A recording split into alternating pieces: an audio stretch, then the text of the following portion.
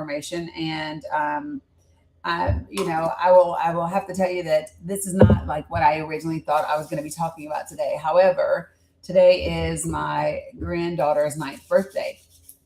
Good morning, Sue, and good morning, Butter's house. Hey, Aline. Hey, Sandy. And as I was writing her birthday post and tagging all of the individuals from the NICU that were involved in her care and all of that, it really made me pause for a minute and think that I wanted to take some time to discuss the executive order that was signed by the president yesterday, and talk about the things that this administration has done and said and continues to do and say. Good morning, Doug. That are, I believe, are dangerous to the health and well-being of children, right? So we're going to talk about that today. So I appreciate it. Thank you, Indo Moon. Appreciate that. Good morning, Kimber. Hey, Brandy. Good to see you as well. Appreciate you, by the way. I'm going to try to get there sometime soon. Hey, good morning, Winn-Dixie. What's up, Onyx? Hey, Conchita. Hey, everybody. How are you? So, folks, if you're joining me anywhere other than TikTok, make sure that you speak when you're in the chat, or I won't be able to see that you are actually there and present. Also, Substack. I don't get to see your chat at all, and I hate that, but I'm very glad that you are here, that you are watching. What's up, Lisa? Hey, Candy Kiss. Hey, Witch. What's up, Ada? How is everybody? Sassy Cinderella, Kimber, good to see you guys. Thanks, Skywriter Jeff. Appreciate that. Good morning, Candy Red. I need to make some notes so that I don't forget things, because y'all know that I will, in fact, forget things, because that's the way the brain works, right? The brain has a lot going on. And one moment, uno momento. What's up, Chef Ryan? What's up, Lynn? Palestinian, good to see you. Tech Lady. Give me a second. I need to see, just that quick, it went right out of my brain. Hey, Marky. Gosh, there was something that I meant to I almost forgot just that quick what some of the things that I wanted to make sure that I went over. So, all right, let me make sure that I have got you up and ready to go. Can I pull this out? Yeah, so we're going to see what this morning is going to be like. Hey, Monica, I'm not sure, to be frank, I don't really care how people do or don't respond to this particular topic. It's an important one, and I actually think I'm going to reach out to a friend of mine who's also a pediatrician. Hey, Jay Nice. I would like to get some pediatricians and specialists on to talk about some of these different things. Maybe I'll even reach out to this other organization. But yeah, so we got to talk this morning, and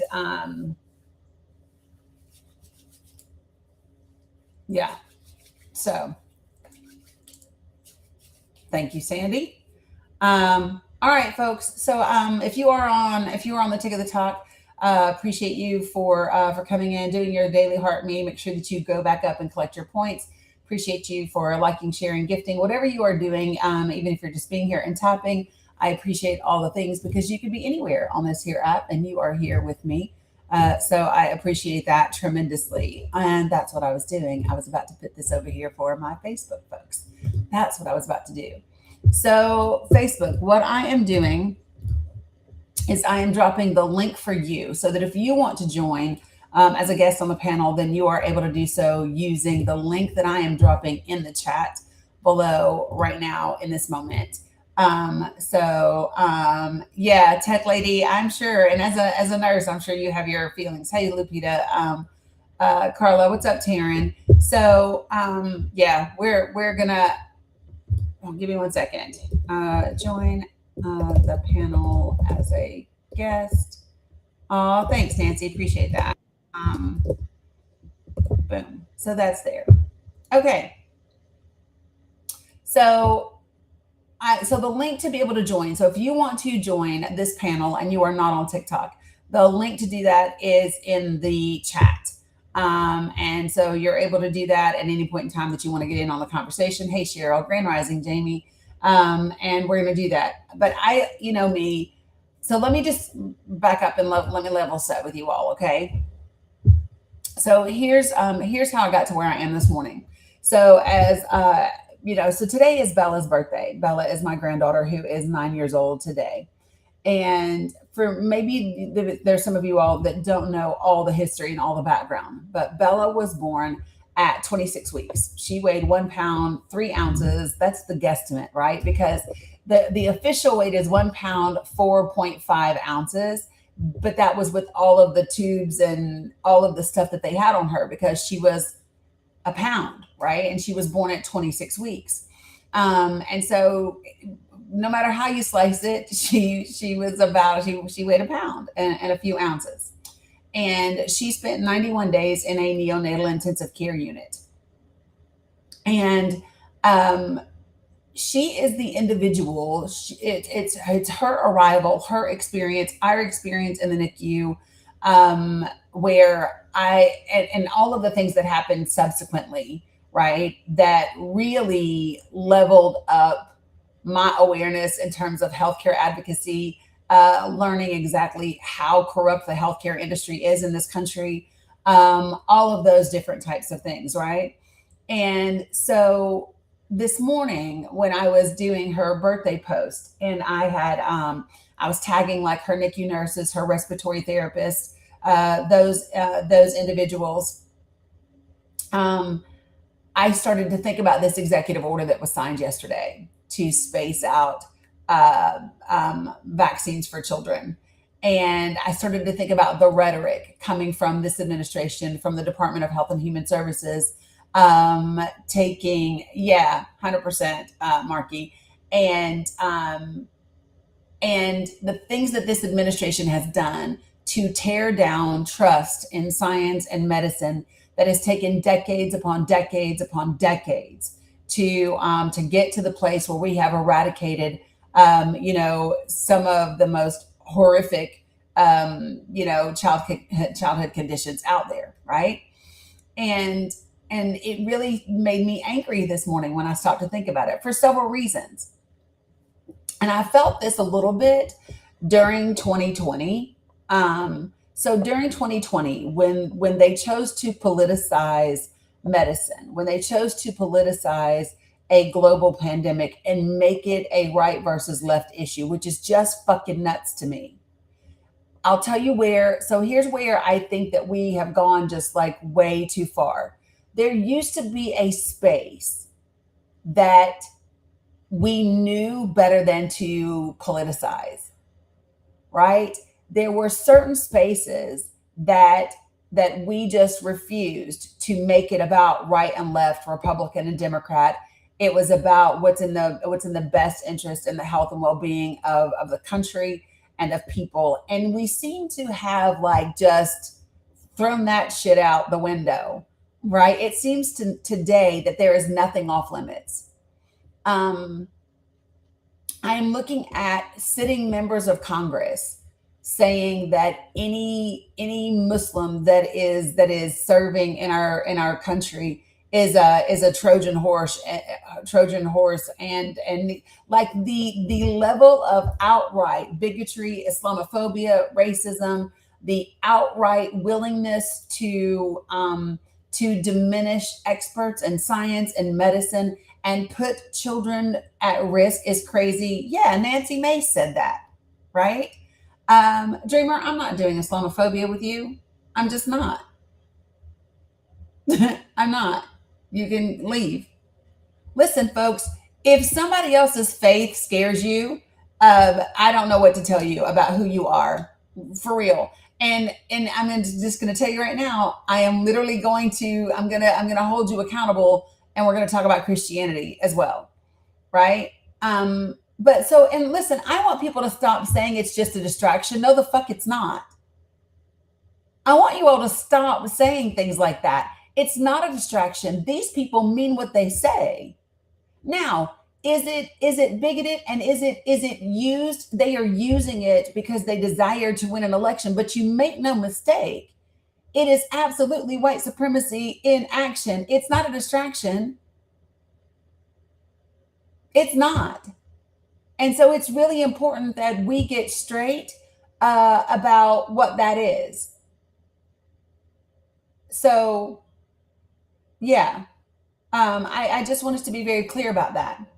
But today, one of the reasons why I want to talk about, and we're going to get to the Islamophobia and the bigotry and Nancy Mason, all of that stuff later.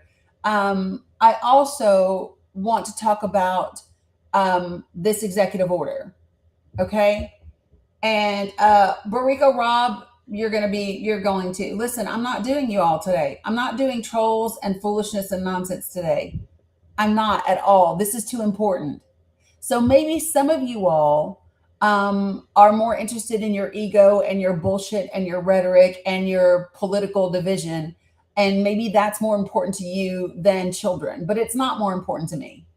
So I think that children, all children, whether they are the children of Republicans, Democrats, DSA, Independent, Tea Party, Patriot Party, Libertarian Party, your mama Barney Rubble Party, I don't care what party. I believe that all children should have access to safe, quality, affordable health care, and that we should be following the science, the medicine, and the expertise when it comes to taking care of our children. And the fact that we are now following people who are willing to politicize these things in order to win elections, in order to create division, is absolutely astounding to me. PK, you're lying. So join my panel, PK, and I'll go ahead and debunk that fuckery, and then I'm going to mute you and we're going to keep going. So PK, this is your opportunity. You're either going to join the panel or be muted. I'm not doing lies and fuckery in here today. Yeah, no, I already know what the facts are. I don't need to look it up. You don't.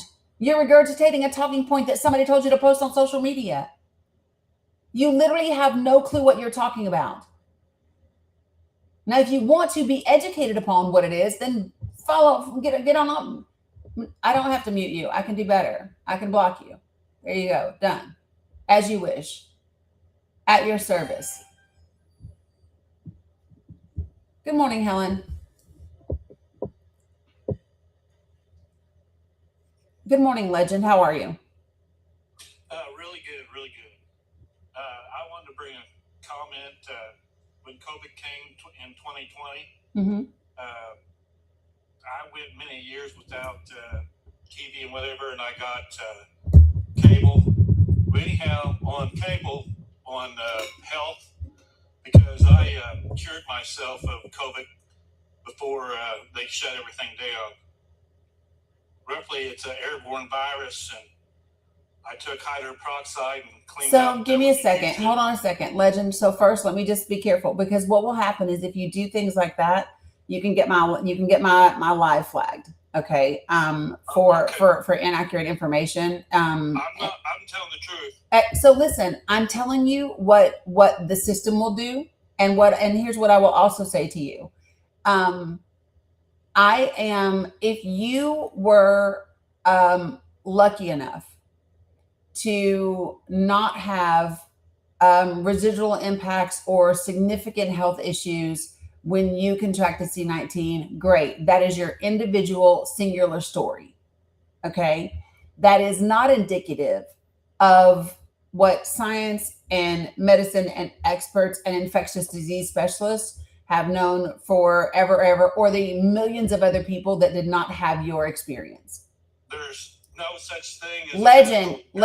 medical degree. Legend. Listen to what I'm saying. There's absolutely specialists. Okay. There are specialists in infectious disease. They go to school for it. They take courses for it. They study it. They are scientists.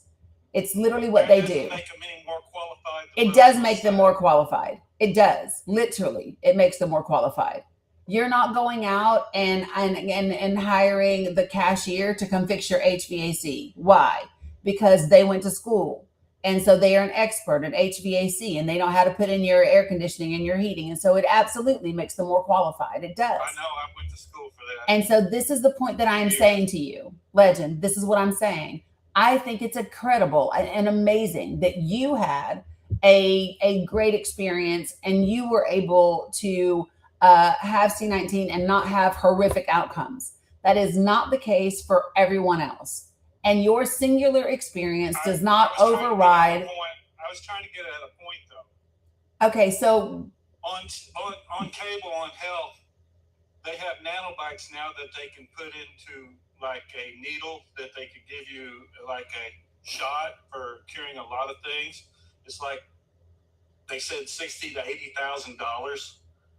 $80,000, somewhere in that range. I have no idea what you're talking about. But anyhow, I got thinking about that many months after I seen that episode on health, and I was what do you mean on health? What is health? Well, it could cure a lot of things. These antibiotics they could put into. But what is health? When you say you saw something on health, what is health? This is like the health channel throughout the world that they should show and give information, like doctors sharing information on the net. So let me just say this, okay? There's no global like health network, and I'm going to be very clear.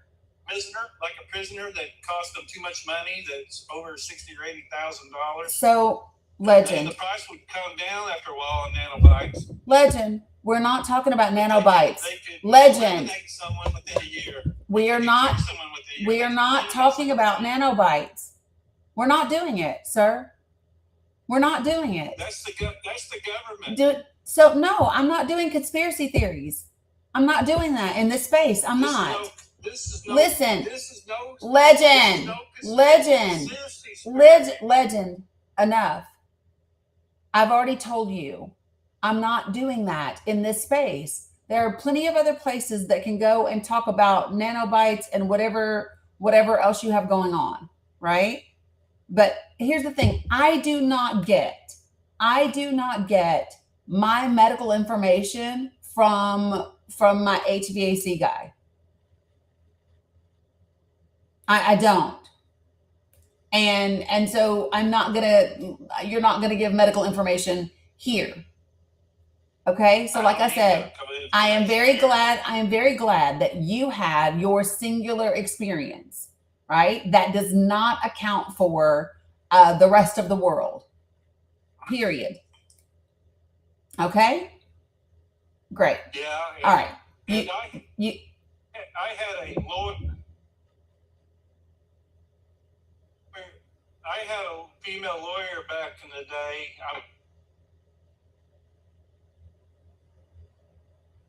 Yeah, but I'm not doing that. That's the Lord. 65, but back in their college, she wanted me to go to school to become a doctor for her so she could sue doctors. And I said, if I want to be that smart, I would do that for myself.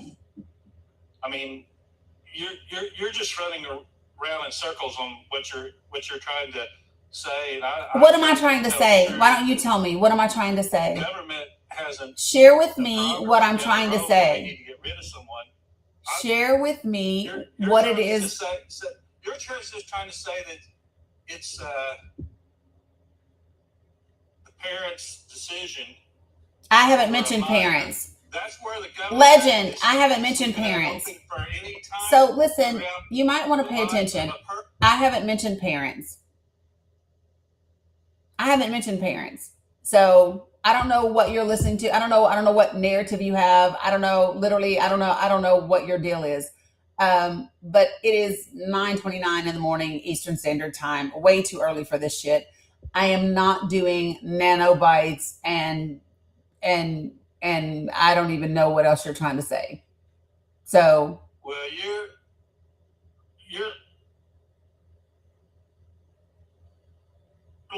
lost in the government's thought on long range on controlling. Sure. Okay. Have a great day. People.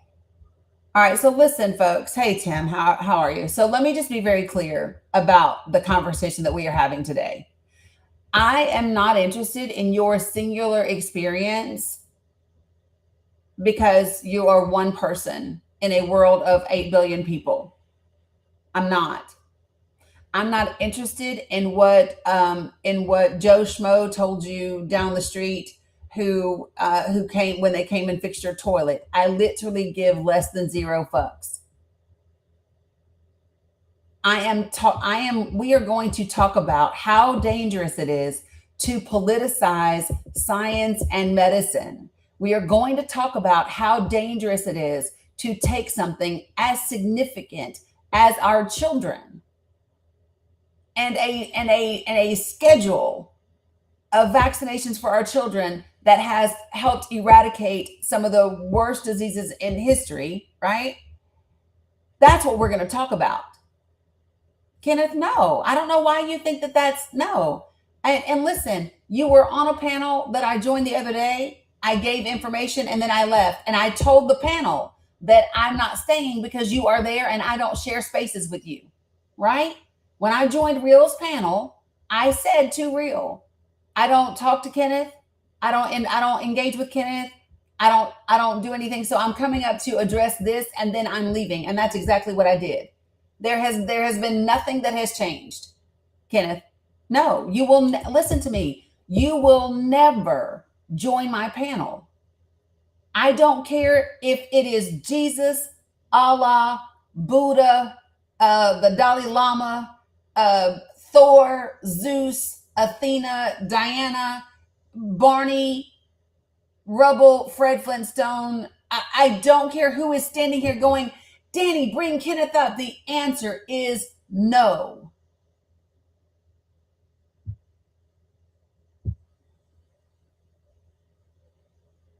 Period. I didn't speak to you on that panel for a reason. I don't talk to you.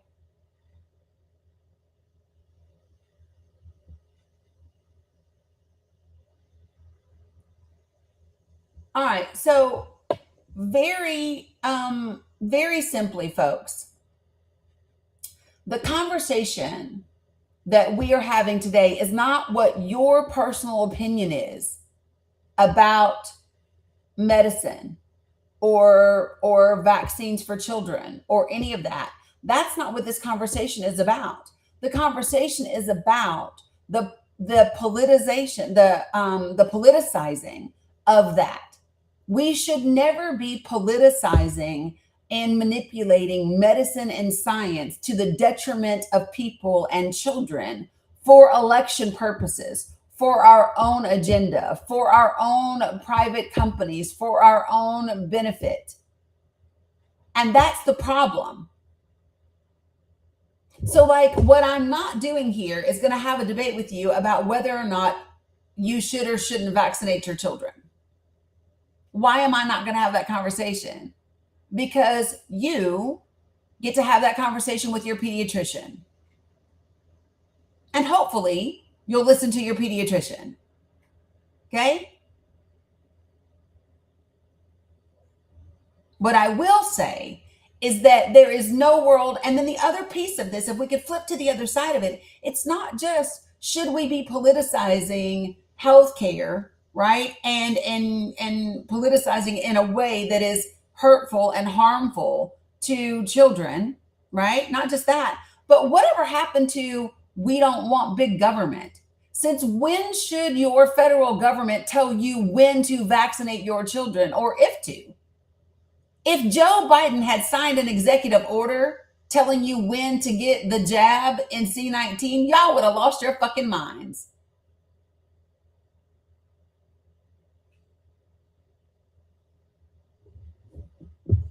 Right? Whoops.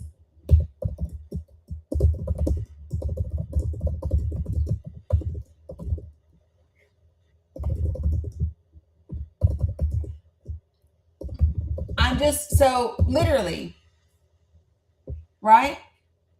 There was never, and this is my thing. Right. I'm just saying. The President of the United States just signed an executive order about spacing out the vaccinations for your children. Why is that? Why would you ever want the federal government dictating to you what you should do with your children, with their medicine? Jay Bunky, I don't know, because I don't know. So it's going to be up to insurance companies, right? Because so yeah, we're gonna talk about all of those things. I'm gonna get there. I'm definitely gonna get there. So because there's quite a few of you guys that have requested up. So let me first kind of level set, okay? And let me get to this thing real quick. I actually want. I want it to give me what I want. Give me a second.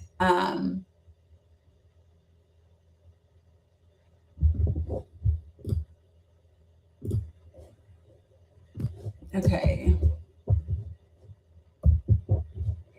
That is what I want. And now I want the actual. So I'm someone who wants the actual like EO itself so we can read it. Hey Amy.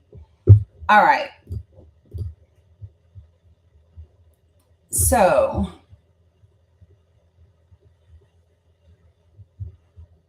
am I the only person who does this? So, so this is the part that just really makes me angry. I'm looking at Bill Cassidy putting out on X, quote, "I'm a doctor. This executive order is wrong. The president does not have the expertise to make these changes. Vaccines are overwhelmingly safe. Vaccines are effective. Vaccines do not cause autism. Breaking up vaccines will mean children will have to get more shots to get the same protection." So here's my thing, Bill Cassidy. You fucking confirmed RFK. Exactly. You confirmed the people that are leading this bullshit. And this is what I'm so tired of. I am tired of seeing these individuals who know fucking better say one thing on social media, but then show up at the job and do something different. So Jay Bunky, it's not that he can force anyone to do it, right? This is the problem. And this is what I want people to understand. There are people that will follow his lead. There are people that will follow his lead. And then guess what happens? Other children will suffer because we will lose the immunity that we have had. We will lose it. So what I was saying before the other individual came up to the panel is that, I experienced a lot of frustration in 2020, right? Hey, Roy, because there were people that were like, well, you don't need it because of this and this and this and this. And I was like, yeah, but you're not the only ones. You're not the only one. Right? And I think about, so I used to be really pissed because I'm like, do you not give a fuck about Bella's lungs? Right? Because like if my granddaughter were to get C19, it would be a completely different experience. What's up, Bernard? Than someone else getting it. And so my point is, what are we doing that we have reached the place where the president and the executive branch is willing to just literally go balls to the wall? Good morning, Sherry. And politicize things that we need. So how many of you, and I know some of you all are up to date. Hey, Rosalind. Hey, Marilyn. How many of you all know the number of measles cases that we have right now in the United States of America? Stop, Titan. No.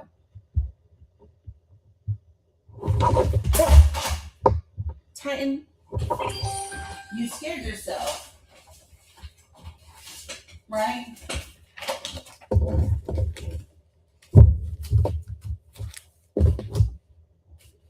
Okay, so let me give it to you.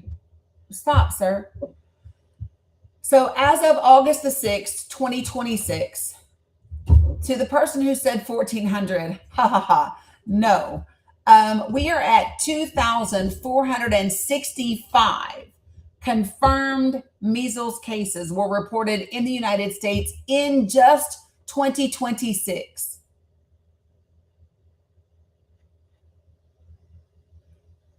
$2,465 confirmed measles cases in the US in just 2026.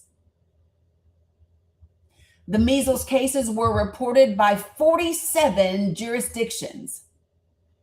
Alabama, Alaska, Arizona, California, Colorado, Connecticut, Delaware, District of Columbia, Florida, Georgia, Idaho, Illinois, Indiana, Iowa, Kansas. You all get it. I'm not doing all 47, but damn near every state. There have been 38 new outbreaks reported in 2026, and 94% of the confirmed cases, 2,309, are associated. Are associated. So listen to this. Listen to the number. 936 were from outbreaks that started in 2026, and 1,373 were from outbreaks that started in 2025. So the outbreaks that started in 2025 are still spreading in 2026. And then we have new outbreaks in 2026. Now, do you really want to be astounded? Because in 2025, do you know what the total for the whole year of 2025 was? For the whole year of 2025, there was 2,289 confirmed measles cases. We have exceeded that number already. We have exceeded the number of measles cases already that we had for the entirety of 2025.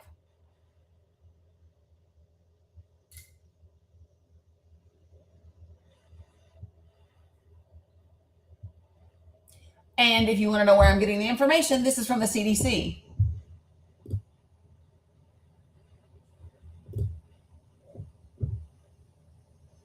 Now, I want to give you all some information. Are you ready? And then I'll bring some people up to the panel. So, total cases for measles in 2025 was 2,289. In 2026, to date, it is 2,465. The number of cases in children under 5 is 481 this year. The number of measles cases between 5 and 19 years of age is 1,189. And then the number that is 20 plus years of age is 787. So over 1,600 of the 2,400 cases are in minors.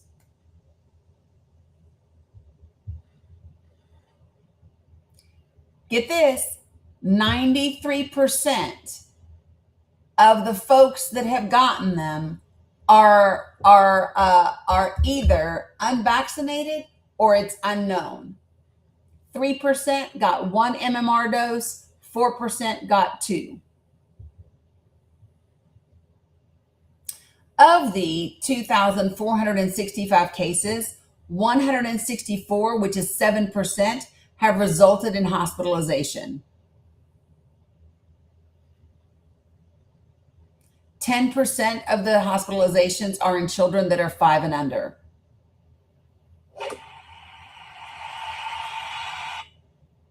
Last year, we had 3 deaths from measles.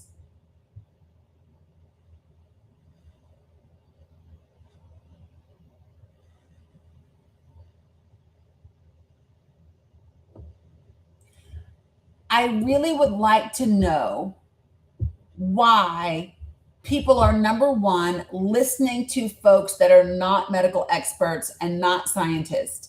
What type of grip does this party, does this POTUS have over you that you are willing to believe a reality TV star and real estate dude over your pediatrician and the experts?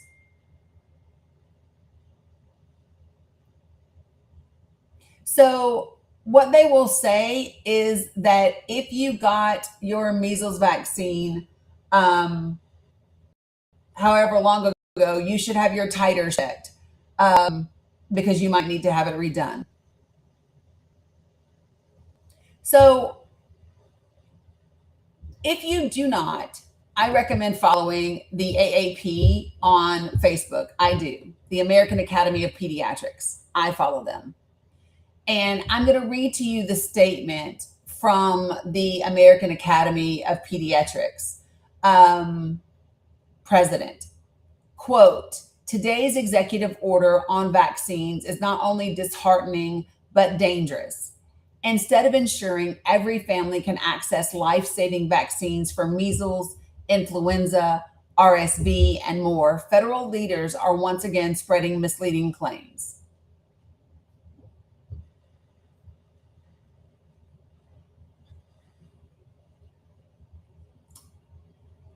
It is absolutely wild that um,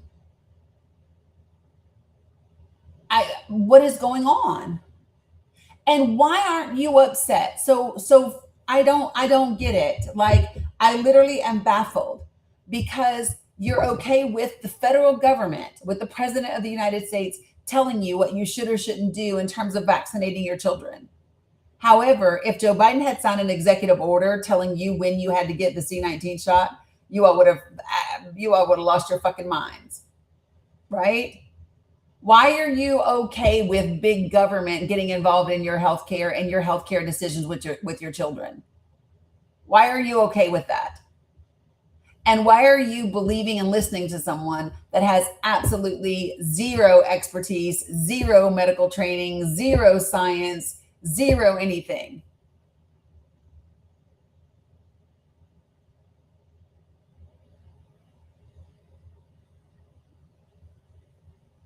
So listen, folks, if you're new to me, I ask for four things in this space. I ask you to be respectful, not use slurs, don't spam my comments, don't type in all caps. And as long as you can do those things, we'll be just fine. All right? So here's what's going to happen. When I bring you to the panel, put yourself on mute until I get to you. All right? And then we will be able to have a respectful conversation and an exchange of ideas. Let me just also tell you this. What you will not do is get on my panel and spew conspiracy theories about vaccines. I won't let you do that. I won't let you put out misinformation, and I won't let you get my live flag. So I'm just going to tell you, we are discussing the politicizing of healthcare, especially when it comes to our children. That's what we're doing. Okay? Checkmate, the answer to your question is no, because children are born and living outside the mother's womb. So, no, AB is not dangerous for children. Not at all. All right, folks. Aline, I'm not sure if you meant to request up or not, but I got you.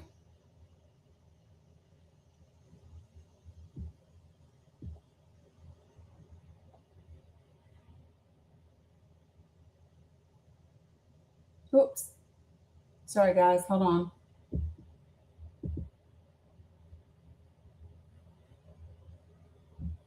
It's jumping all around.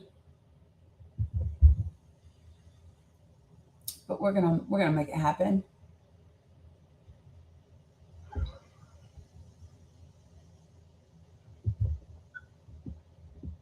Why isn't this? Okay, TikTok. You keep moving things around.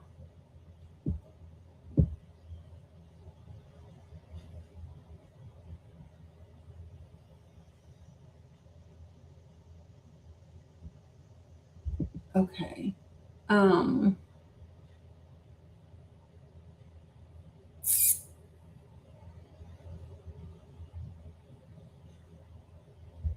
Okay. Butterfly. Oh, you didn't connect. All right. So Pagel. Good morning, and what's your age for TikTok purposes? Hey, Vanessa. 59. No worries. Your menopause gal. No worries. So what would you like to share this morning? One of medicine and science, right, cannot be in the political realm. Like, my concerns are numerous with the current administration. When you start removing access to information, data, right? So medicine science, we go on statistics. Why are we taking down we're not tracking maternal mortality anymore, right? Also, it's not just about us as an American.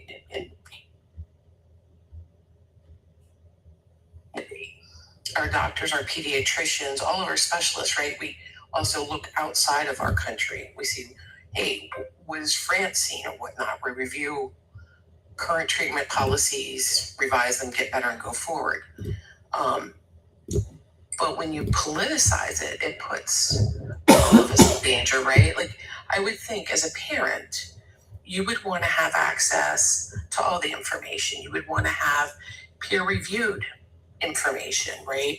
Where it shows you the pros and cons. You should be able to go to several sources and then be able to sit down and have an honest conversation with your provider. I think the other thing people are forgetting about the MMR as adults, like I've had to redo my MMRs twice because as someone with asthma, I periodically have to go on a lot of steroids. So just be aware of that if you have to periodically go on steroids for like asthma or there's like a lot of skin issues people go on that can sometimes knock your immunity down, which is why titers are fantastic. It'll tell you where you're at so you can make an educated decision. Having a combination vaccine that's been out forever, like an MMR, is kinder, right, to children and to adults that need to redo it because you're getting, I think it's like under 0.5 cc's with like one dose. If you look in the European countries, they're using like hexavalent, where they're doing like 6 at a time. So it's small volume. It's less on the child. But anyway, that was just my thing. Like, you never want to politicize medicine. Any of the stuff that I'm involved in emergency response, right? Mm-hmm. If somebody's house is on fire, you send the fire department. I don't care if you're red, blue, purple, whatever, right? Mm-hmm. We have to be blind to that. So, yeah. Thank you. Yeah, no, I appreciate you. And this is my thing. So, and I do know, like, I am cognizant of the fact that, like, because I have a granddaughter that, does have chronic pulmonary disease and was born at 26 weeks and 1 pound 8 ounces and is a little bit more susceptible to certain things. So like I am I think like she definitely heightened my awareness just about, because we got amazing care, and to see the way that politics has entered the realm of healthcare and medicine, not about whether or not people should have access to safe quality healthcare, right? Not whether or not you have access to healthcare is dependent upon your employment, but literally about whether or not you should trust the science and the experts and just like the data. It's crazy. So this is the part that I think, this is one of the things that I think this era that we are in with this POTUS and the individuals behind this movement that we are currently in, one of the most dangerous things I think it has done is sow an incredible amount of distrust and uncertainty in the things that are damn near certain. Yeah, and that's a big deal. And what I don't understand is, you have a much broader depth. What the political pathway is for this, right? Mm-hmm. To spew nonsense, to spew misinformation that you yourself do not follow. I would tell you all of those people are fully vaccinated. Yes. Yeah. All of those jokers are full, and so are their fucking children. Correct. So are their children. They are vaccinated, and so are their children. Right. So why would you push out all of that BS, right? If you yourself are not going to follow your own advice. I always tell people, like, you sit down in front of a provider, you don't feel comfortable with it. Heck, you go to like 5 different car dealers before you buy a car. Go get a second and a third opinion. And if it's a medical provider worth their salt, they will encourage you to do so, mm-hmm. because you have to be okay with it.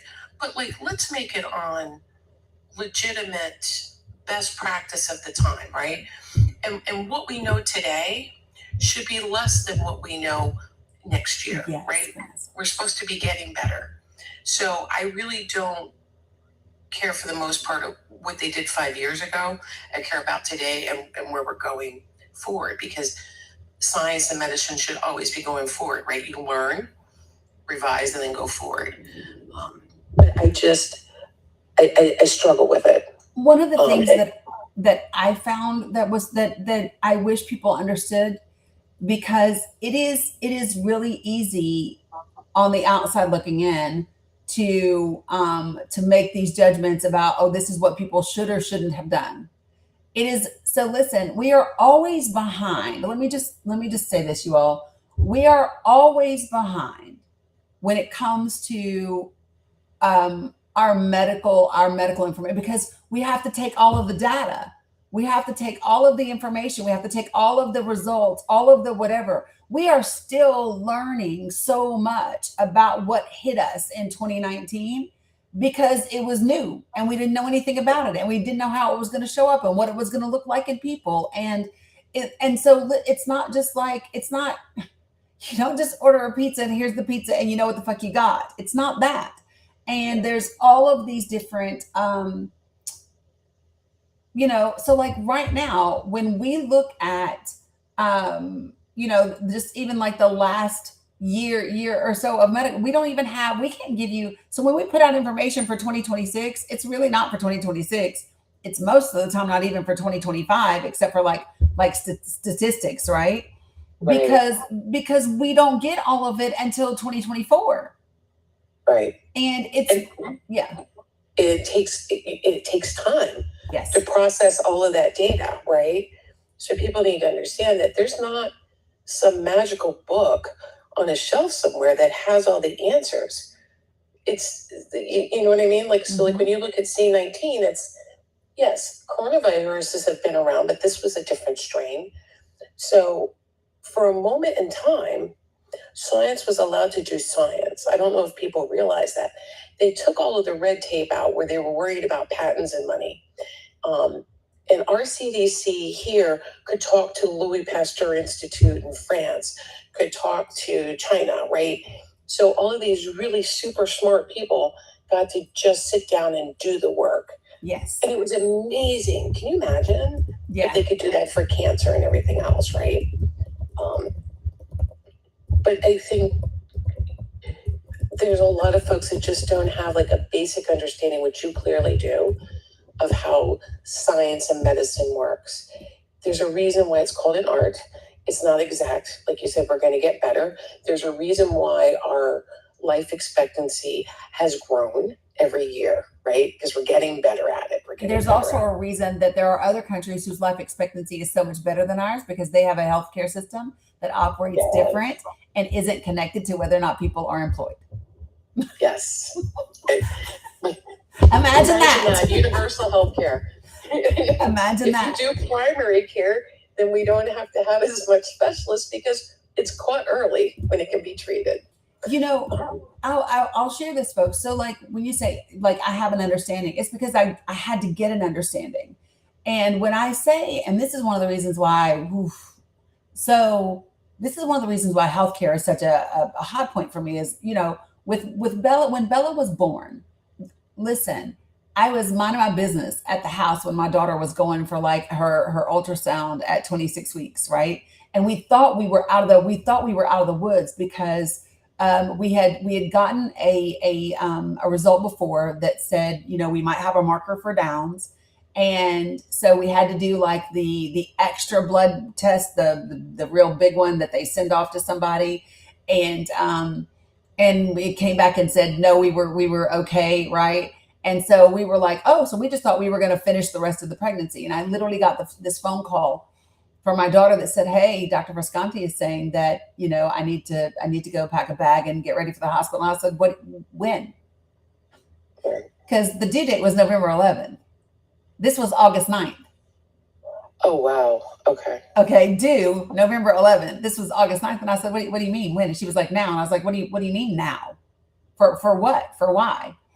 And so, 2 days later, Bella was born. We took two big D cell dips, and it was like, no, we gotta make this happen. And she was literally 1 pound and a few ounces. Today's her birthday. She turns 9. And um, long story short, for those of y'all who don't know this about me, um, a year after she was born, I was putting up her 1 year out of the NICU post, right? And tagging all of her nurses. And that happened to be the exact same day that the newly created state sanctioned medical monopoly, the largest of its kind, created by law in the state of Tennessee with antitrust immunity on federal and state levels, right? Announced that they were going to close the NICU that saved her life on the same day that I happened to make that post. And a couple of nurses were like, yeah, maybe not for long. We're not going to be able to give this care. And I was like, what do you mean? And in 5 days, I went on this crash course of understanding the intersections of corruption and healthcare. Oh dear God in heaven. I had no clue. And then in this fight for healthcare for people, I got to know pediatricians and neonatologists and neurosurgeons and trauma surgeons and forensic psychologists, and so I got a chance to pick their brains about those things, and so listen. You want to talk about finding out about NAS rates? Had no clue, but I'm from Northeast Tennessee. You want to know how prevalent and how high our NAS rates were? For those of y'all who don't know what NAS rates are, those are your drug exposed babies, your neonatal abstinence syndrome babies. But it hit me directly as a person, and it's never left, because now I understand all of the stuff that goes with it. And I see physicians right now, especially pediatricians, that are just so angry at this administration and the things that they are saying, because it is detrimental to children. And I don't understand how there are parents who can't get out of the politics of the left versus right and the Republican versus Democrat to listen to the fucking pediatricians. Right. I don't understand. It's right, because it doesn't make sense. This is like life, right? And I don't know if you're aware, because me and my crew have been fighting for years. Do you know EMS is not an essential service? Yes. A lot of people don't know that. Your county has to provide a police department, fire department, and sanitation. Ambulance is optional. Correct. So it's privately funded. Like when you look at Europe and they have the NHS and all that, mm-hmm. right? Yeah. So we're going backwards. Somebody asked about a titer. So if you want to get a titer, they just go and draw a blood sample, and then they can test.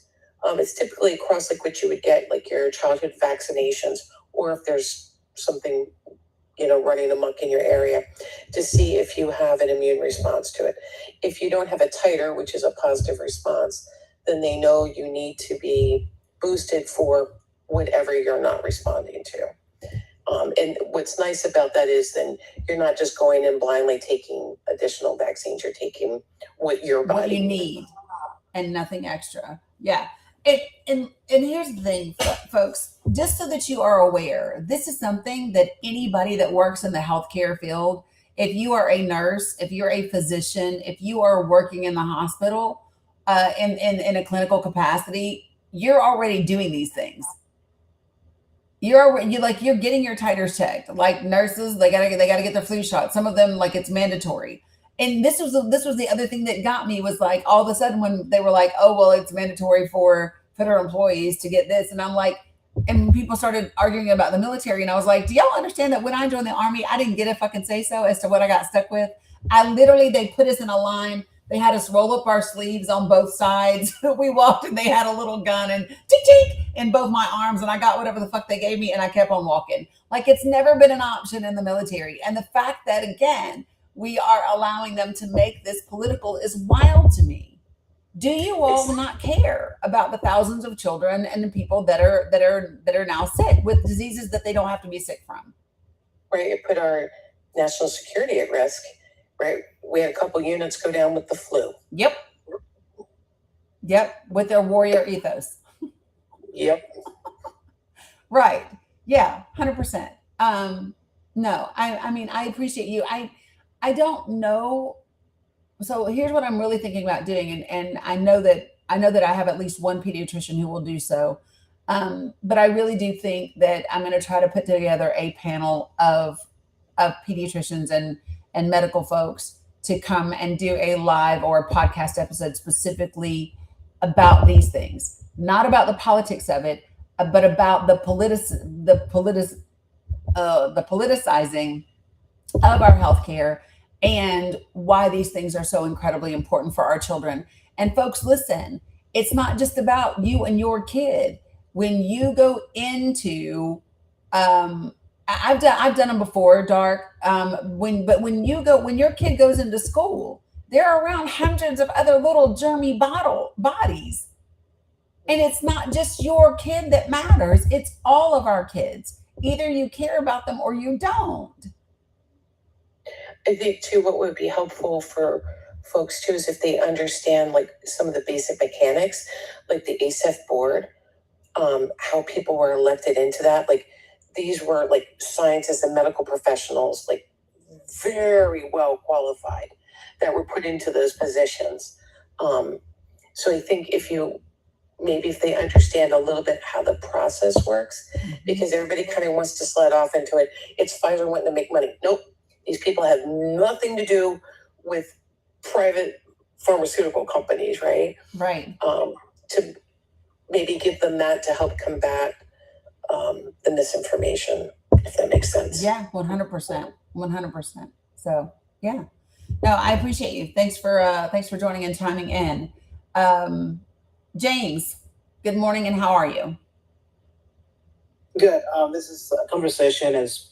I'm really glad you're having this. It's really important for people to hear you and have more thoughts about this issue. Well, first of all, I'd like to give shout out to Dr. Fauci. I think what he did back in the 80s and the 90s, 2000s, he has done a great job. And for me, I'm not a parent, so I don't have any kids. I'm always listening to the experts, to the doctors, because they know what they're doing. They went to school for it for a long time. So I mean, I don't really have that much to say, but I'm just glad that you here able to educate people. Me, might not know everything about medicine because I really don't. And I just hope that the parents out there, get your kids vaccinated if you can. You shouldn't listen to Joe Rogan, to RFK, to Trump. They don't know what the hell they're talking about. So for me, I'm always going to listen to the expert. And that's what I go by in life. So thank you again. I appreciate that. Yeah, you're very welcome. Appreciate you. Thanks, James. Yeah. And Pedro, let me know. I'm happy to drop you down, or if you want to stay up to chime in every now and again with medical stuff, you feel free to do that. Whatever works for you. Yeah, no, I'm good.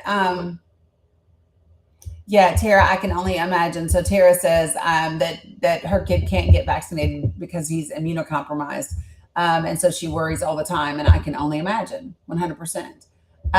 So yeah, I've already explained, I'm not doing, listen, you will not sit up in here and tell nobody to take no fucking horse medicine in my live. You won't do it. That's why you are now blocked.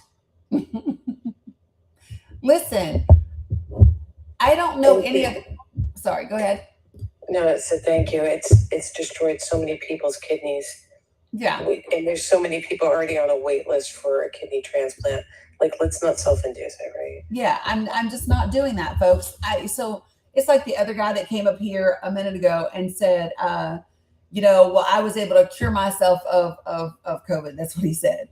And this is my thing. Listen, if you had C-19 and you didn't suffer significant ramifications and all of that, and you ended up being okay, I think that's great for you. I also am not basing the entire world's population off of your singular treatment, because you are not everyone else and everyone else is not you. And it's just asinine and selfish to think that way, period. And the other thing that I don't think that people understand is the complexities that come along with medicine. It's one of the reasons. So let me tell y'all, if you all are being honest, when you're in here with me, some of y'all will say, "Oh, the president has dementia," or "The president has frontal lobe, whatever, whatever." What do I always tell y'all? What do I tell all of y'all? Stop trying to diagnose that man. You're not his physician. And there are too many things that share the same symptoms for me to be trying to label somebody. Stop it. Stop it. I mean, this is why some of you all Google something and think you're dying, and you just need to take a poop, because there are too many things that share similar symptoms. There's too many variances in your body. Just guys, seriously, y'all know you do. You Google something, and next thing you know, you think you're damn dying, and all it is you got a shit. But I'm just saying, it's so, like, just a symptom doesn't mean necessarily what you think it means. Too many things share the same symptoms. Too many things. This is why people go to school for 7 years. This is why people go to continuing education. This is why people specialize in different fields. This is why. Right? So, like, I don't know any other way to say this. And so for me, this is why there's two sides of this for me. Number one, it's just the absolute distrust in the science and the medicine, right? That is just horrific. And then two, it's making it political. And I'm really upset with us as human beings that we are allowing ourselves to politicize medicine and whether or not our children get vaccinated. It is crazy to me that we have gotten to this place where even this is about whether you are Republican or Democrat in some people's minds. That's crazy to me. Nobody is, when you check into the hospital, name a time when anybody has asked you your political affiliation. Never.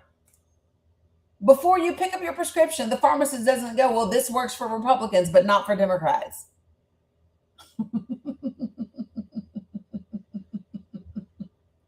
What the fuck, y'all? I'm just saying. So what are you talking about? Address the fact that this vax situation is due to COVID vax. I don't know what you mean. Because no, it's not. RFK Jr. has been anti-vax for a shit long time. That's how he made his money. Correct. And that's how his friends are making their money today.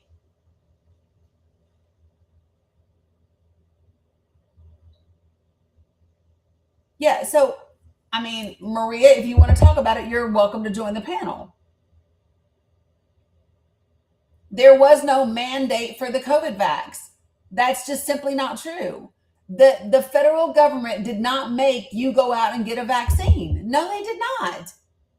It's not true.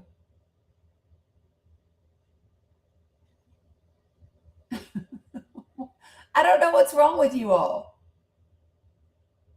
And that was their employer's choice. That was their employer's choice, not the federal government's. And I don't know what's wrong with you all.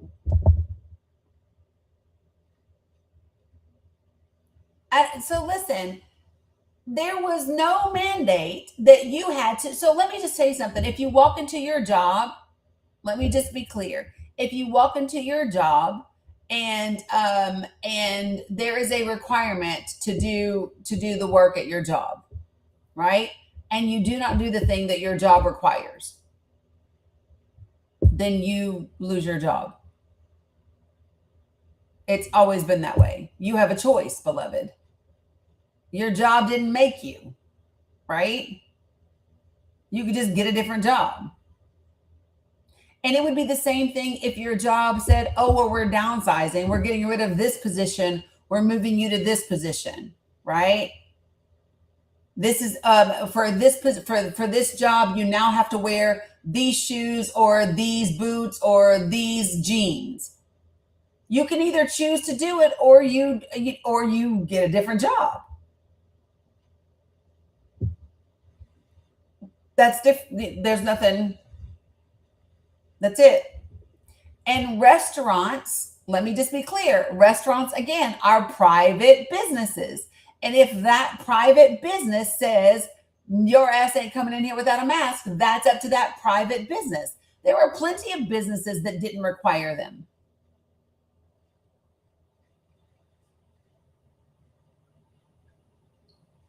Restaurants also sometimes make you wear a shirt and shoes.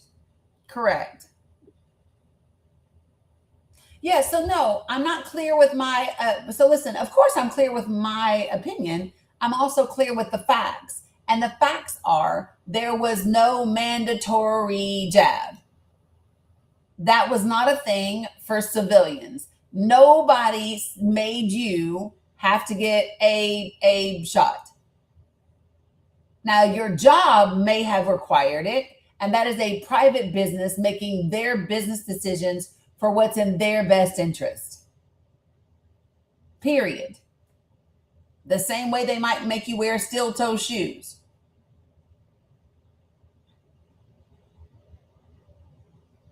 Show me that statistic, truth seeker. Show me where it says 90% of jobs made it. Show me that. Give me a source, because I don't think you can. Folks, when I bring you to the panel, put yourself on mute until I get to you. Candy Kiss, did you mean to request up?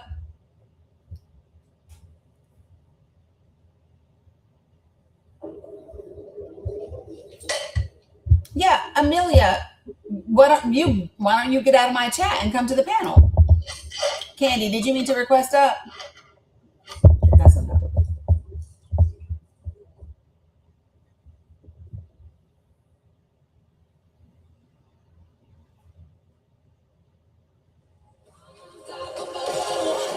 Appreciate you, Better Spouse. No worries, Candy Kiss, you're good. So, listen, this is not difficult to understand. And I am not arguing with you about what you choose to do. I don't care. I mean, I do, but I actually respect your right to decide your health care for yourself between you and your physician. See how that works? What I do have a problem with is the president of the United States and this administration putting out information and advice that literally goes against the science. It goes against the data. It goes against the experts. It is intentionally the opposite of what we know we should be doing. Period. And let's just be clear, folks. For the folks that are upset about, things were mandatory during C-19 in hospitals. Exactly. But guess what else? They already have mandatory things. Same thing in the military. When my ass got deployed to Korea, they didn't ask me what I did and didn't want to get vaccinated for. They didn't ask me. There was no like, oh, I think I want this one. I think I don't want that one. It was, girl, roll your sleeves up. When you are there are certain jobs, there are certain careers that you know that you are mandated to do things and that what you do, but that did not happen to the rest of the country. And the fact that you are playing victim is wild to me.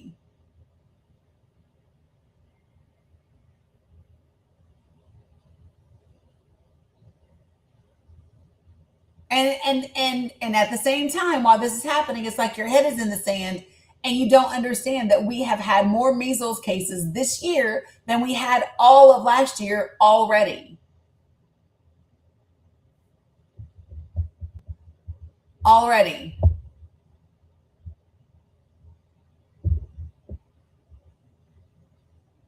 Yeah, so if you weren't in here when I gave you the numbers earlier, I'm going to give them to you again.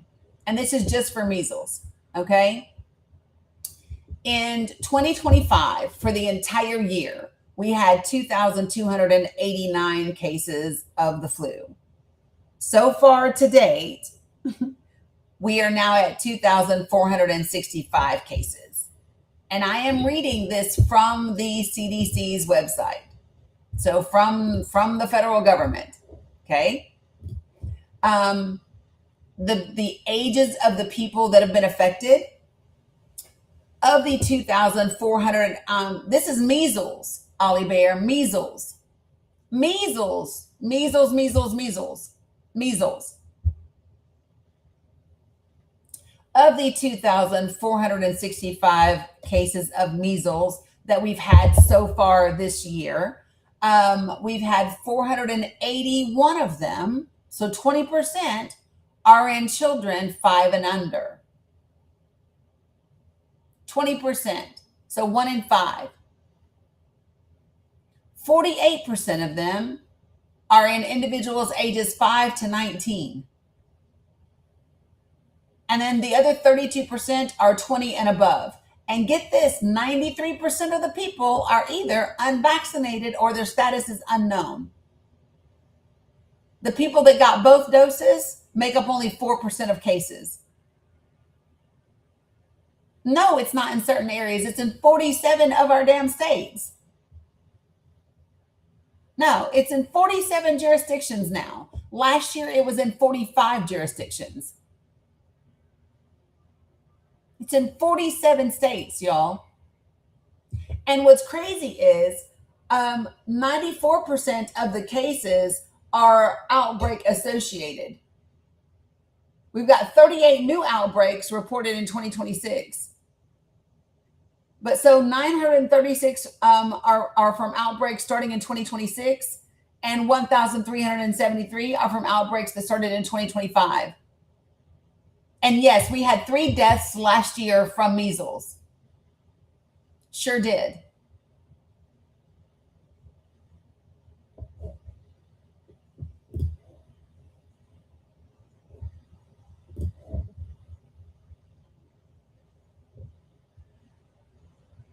So it's not me showing it. This is the CDC page. They just have a comparison for that. So they have a chart that I can show you. So to give you an idea,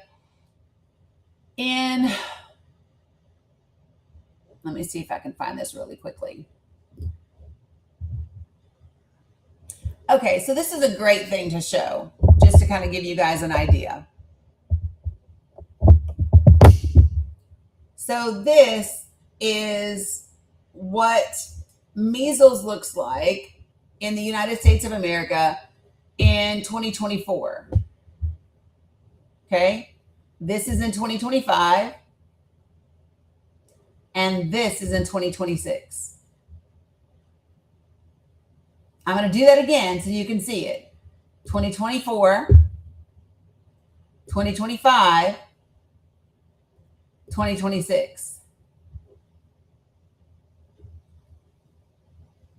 In case the colors aren't enough for you, we are going in the wrong direction.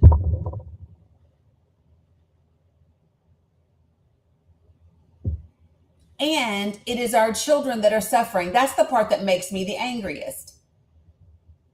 Like, here's the thing. If y'all are grown-ass adults and you don't want to do it for you, then you know what?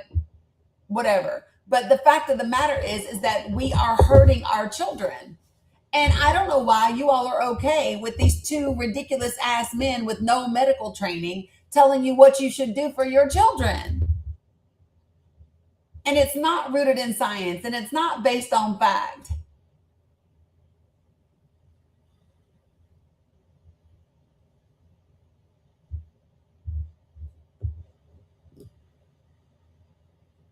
Somebody commented on Facebook yesterday and said, I'm not trusting the government with no vaccine. I said, your ass is not trusting the fucking government with the vaccines. Are you crazy?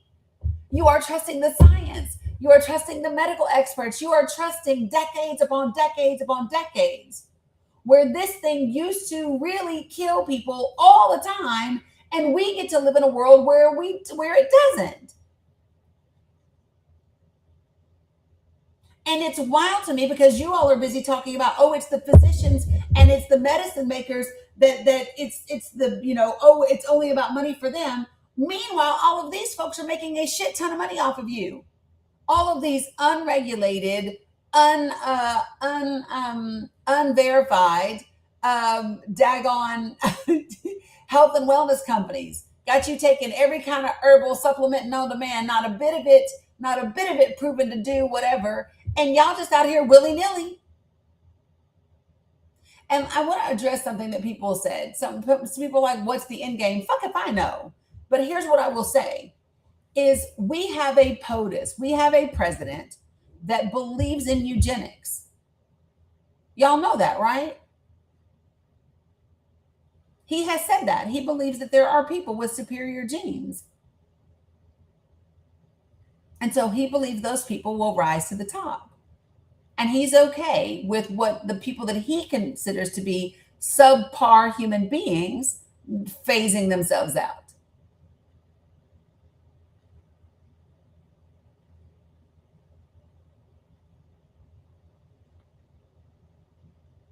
So I'm just telling you. But he's always talked about eugenics his entire life.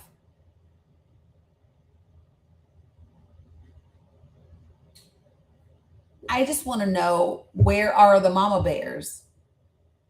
Because you're not protecting your kiddos.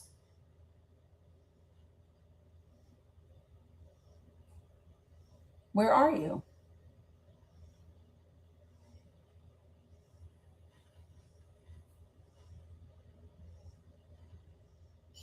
Maybe it's a time to talk with some of the polio survivors. I mean, they're kind of, we're going to lose them soon, right? Because we did a good job in eradicating it, but maybe that's part of it too, right? Because we fixed things and it's been relatively stable. They forget what our grandparents had to go through. I see that in so many ways right now. So not only do I see that from like a polio and measles perspective, but I see that in our social issues, right?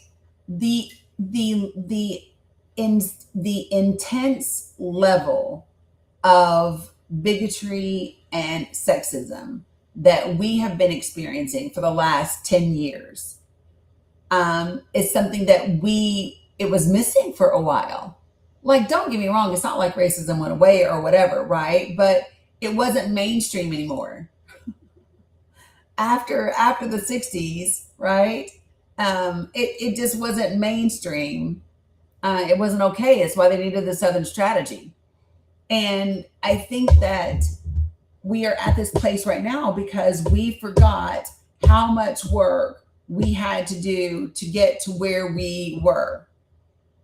In those years, those 80s and those 90s years, I think that people have forgotten, in the absence of the suffering, people forgot what it took to get where we were. And so I think that this is now coming down to, because I say this and I'm going to say it again, you all, these folks have a particular type of society that they desire to create. And everyone should be clear about what type of society that is. I'm going to say it again. They have a particular society that they desire to create with a particular group of people and a particular type of people sitting at the top.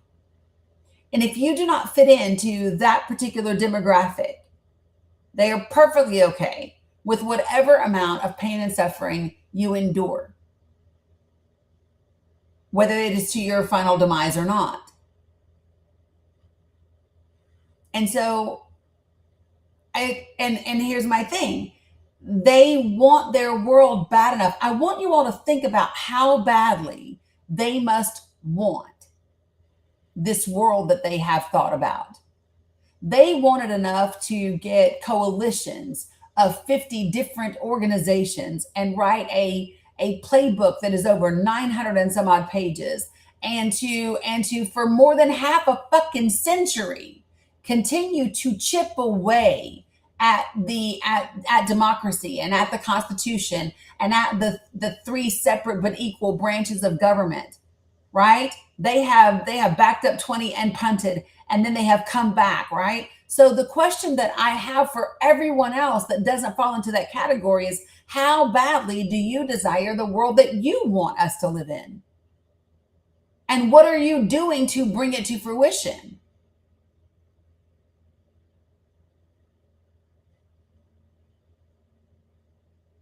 Because that's what it boils down to.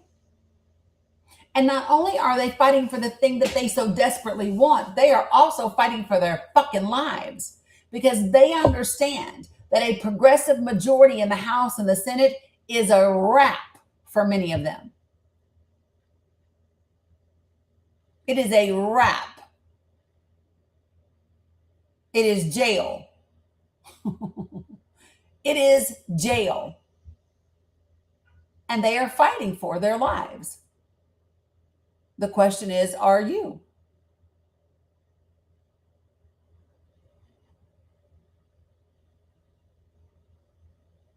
Just saying. Oh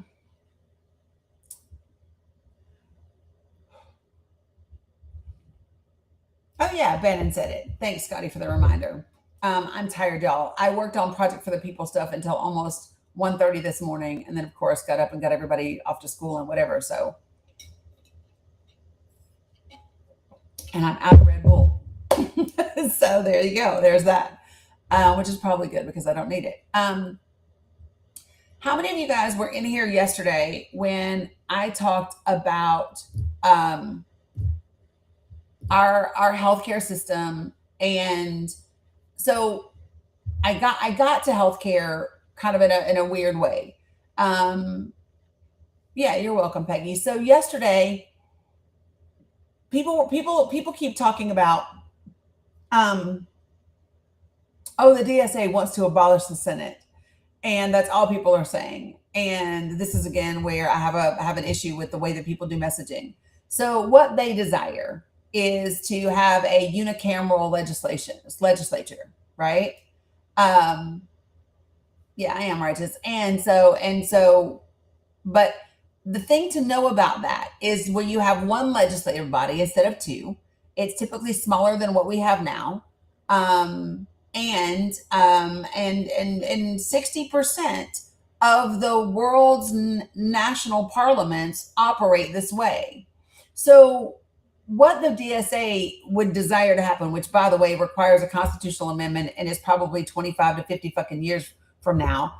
But the point is that the thing that they are claiming is not so radical, because it's actually being done all around the world already. And some of the countries that are well known for having this type of government are, hold on one second, I'll make sure I have the right. Are Sweden, New Zealand, Denmark, Portugal, Ukraine, Israel, Turkey, right? There's plenty of places out there that already have this type of government, right? Now, here's the thing that's really important about this type of thing is you might say, well, okay, but is it effective? Is it whatever? So what I started to do is I wanted to look at what are the healthcare outcomes for other countries compared to us, because we talk about in the United States of America being the greatest nation in the world all the time. But are we? Are we? And how much do you know about how we rank healthcare wise? So yesterday, one of the things that I shared with people is this little graphic right here. Are you ready? No, but we could be. Not you quoting the newsroom.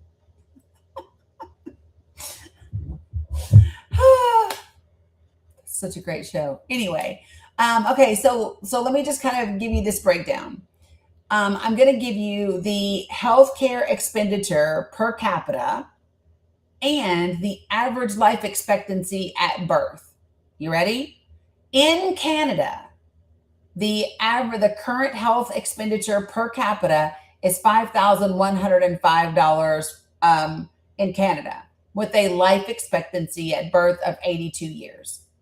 In Japan, it's $4,463 with a life expectancy of 84 and a half years. In the Netherlands, it's $5,340,000 and a life expectancy of 82 years. In the United Kingdom, it is $4,268 and a life expectancy of 81 years.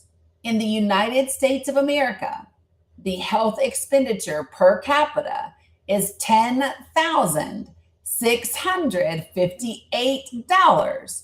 So double every fucking body else, with a life expectancy of 78 years. So we spend the most per capita and we have the shortest life expectancy. Do you think that it might be wise to look at what other people are doing?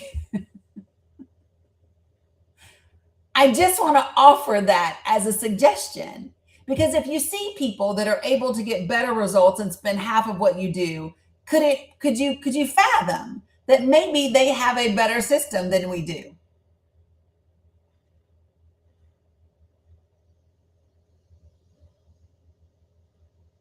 Right? Why would you? I don't know if I added this link in there or not, but I can. Right? So listen, there's more. I pulled up, y'all know me, I pulled up several sources. And so I pulled up US News and World Report, which, but whatever. And then I also pulled up Numbeo, where they do a healthcare index by country, and they actually do it like 2026 mid-year. And I can tell you kind of how they go about doing it. But so here's what they do. They do a healthcare index by country. They do a quality of life index by country. They do a cost of living index by country, a crime index by country, a pollution index by country, property prices indexes by country, and traffic index by country. Okay. And so there's like, you can actually learn about like what the table is and how they do it and how they collect the data. But just to give you an idea, so let me give you the healthcare, and I don't want to go too deep in it. Appreciate you. I'm perfect. But so it's really, really wild to see kind of the perception. So let me give it to you. The data in this section is derived from surveys answered by website visitors, structured similarly to established scientific and governmental surveys. Individual responses are assigned a numerical value between -2, which is a strongly negative perception, and a +2, which is a strongly positive perception. To maintain data accuracy, we employ spam filtering algorithms that exclude inputs from users exhibiting suspicious behavior. Survey results are then scaled from 0 to 100 for easier interpretation and comparison. And so our current index, updated continuously, is compiled from data within the last 5 years. So they select cities for inclusion in the index based on a minimum number of contributors to ensure statistical significance. And then their semi-annual index is calculated twice a year by incorporating the latest data into the historical view, right? So the healthcare index estimates the overall quality of a healthcare system by evaluating key factors such as medical professionals, equipment, staff, doctors, and costs. It provides an assessment of the healthcare infrastructure, services, and resources available in a specific location, right? So I'm just going to give you the top. So the top country based on this particular survey or whatever is Taiwan, right? And their healthcare index is 87. Rounding out the top 10 are Taiwan, South Korea, Japan, Ecuador, Netherlands, Thailand, Austria, Finland, France, Spain, and then Belgium is 11, right?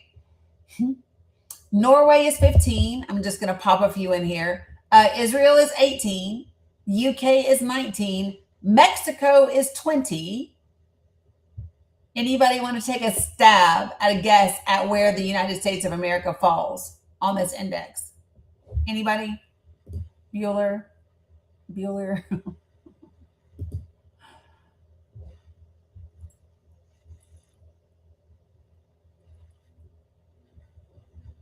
41. 41 out of 101.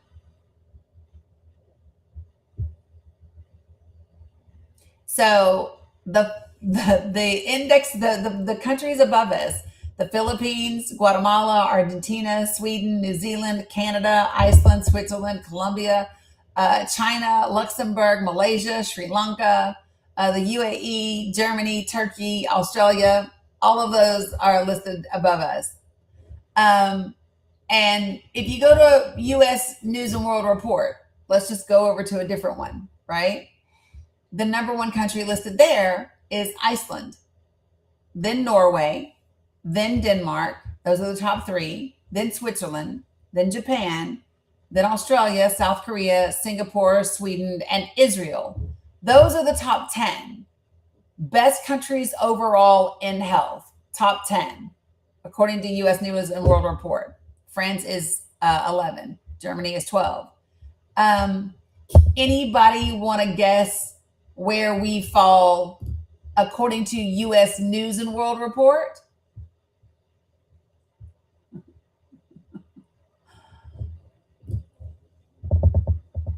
Anybody want to guess? 33. We are 33 in health. We are 33 in health according to U.S. News and World Report. Directly above us in the 32nd position is Kuwait. Above Kuwait is Cyprus. Qatar is 30. The Czech Republic is 29th. The UAE is 28th. Slovenia is 26th. Greece is 25th.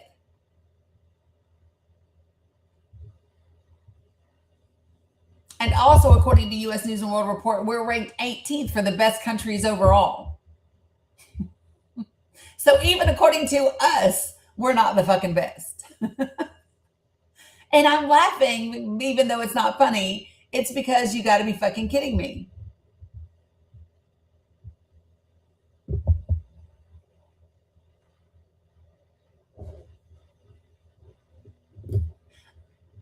I really do want to know, especially from people that maybe don't agree with me on things.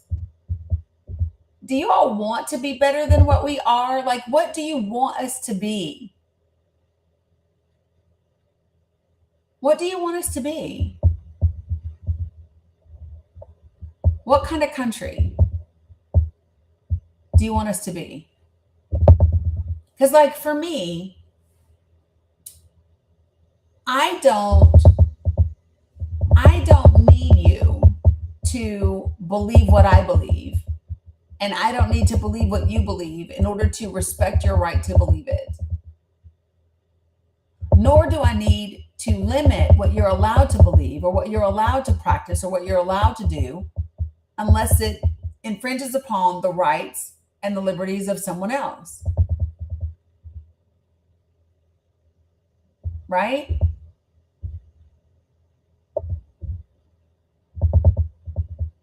How did your opinion of how somebody else loves, how somebody else identifies themselves, how did that become more important than our healthcare systems, more important than public education, more important than housing, more important than taking care of our elderly and our elders?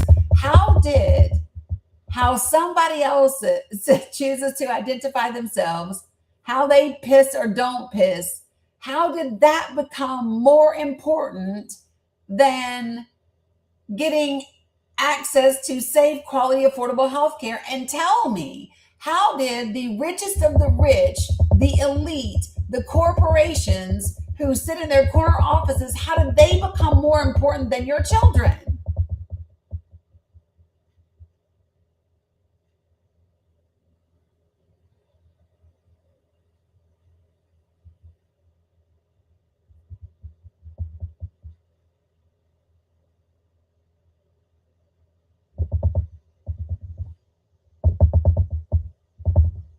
See, Tina, I don't even ask that question because it's easy to put people above yourself, right? People do. Listen, that's how we end up staying in shitty relationships, right? People stay in shitty relationships all the time. So that doesn't get me. It's appreciate it, the action.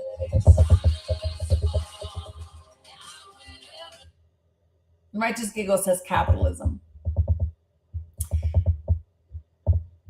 So can I say that I don't want to just blame capitalism? Because so here's my honest take, you all. It is not just the system. Okay? It's not just the system.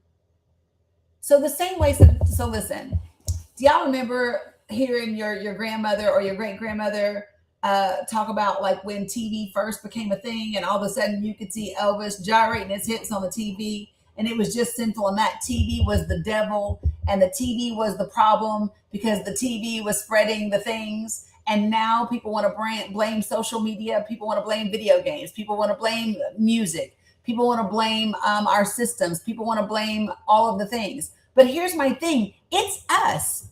The common denominator in all of those things is us. It is we, the people. We are the fucking problem. Because guess what? I don't care what those things can't do any harm unless we make them do harm. It is up to us. You want to know what is wrong? People are like, what's this world coming to? Whatever we make it. So what are you making it? And what excuses are you making for people that are doing damage? And why are you making excuses? I really do want to know that. If you support this administration, if you support signing an executive order that is not only not based in science and medicine, but is in the opposite direction of what science and medicine says to do, I want to know what the fuck you're thinking. Really, I do. Because I don't get it. And I want to know what is the underlying thing that has you in such a chokehold that you are willing to jeopardize the lives of your friends and your family and your children for a fucking political party or a political agenda. The EO yesterday that he signed is to space out childhood shots. Deuce is wild.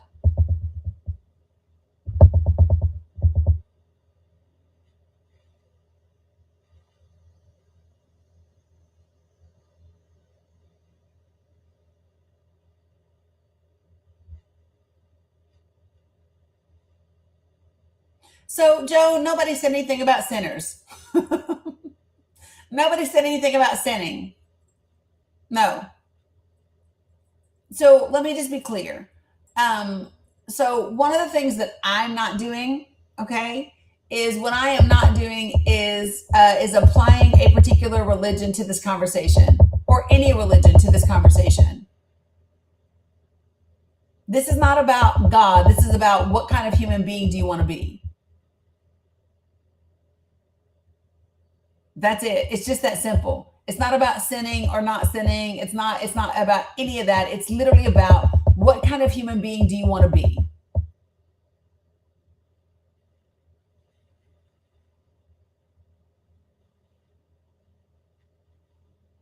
So Vanessa, I can't because the science and the data says no.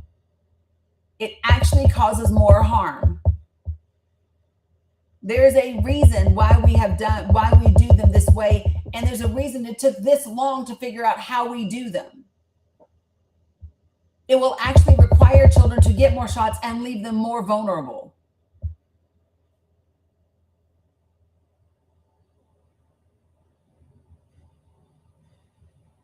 I'm tired. Listen, let me just say something. Number one, I do not believe that parents should be making children's decisions for education because some of y'all are not smart. Listen, there's a reason I listen to professors and I listen to teachers because I'm not an educator. Okay? There's a reason.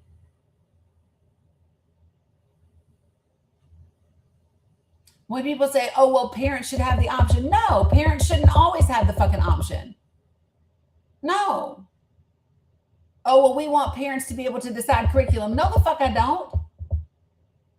If I want my children to be better than I am, if I want them to achieve more, then they have to learn from somebody who knows fucking more than I do.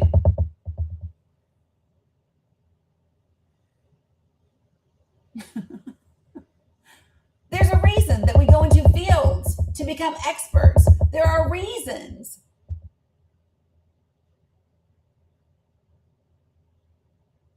Appreciate you, Veronica. Morning, Bobby. It's just crazy work to me. And it's this entitled bullshit. Well, parents, you should be able to do A, B, C, D, X, Y, Z.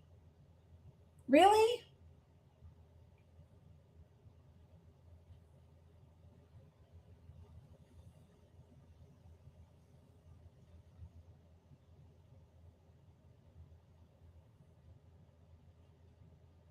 Yeah, I mean, I know people that homeschool as well.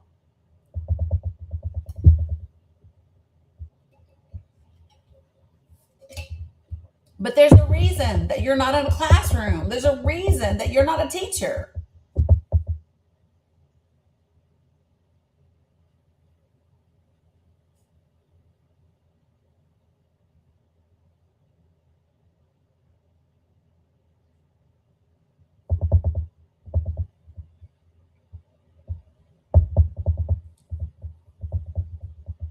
Irene, good morning. How are you?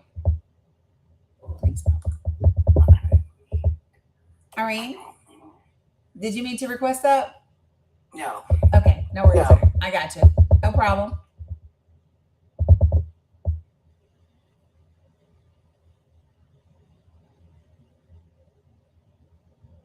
So this is my thing, folks.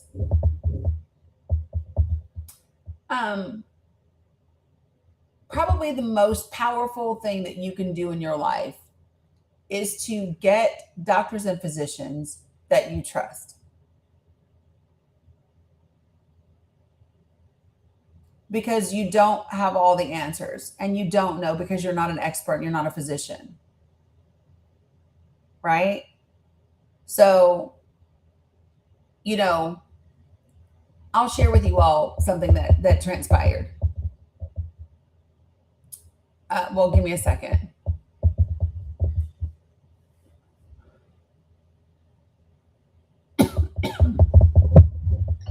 Good morning, gods.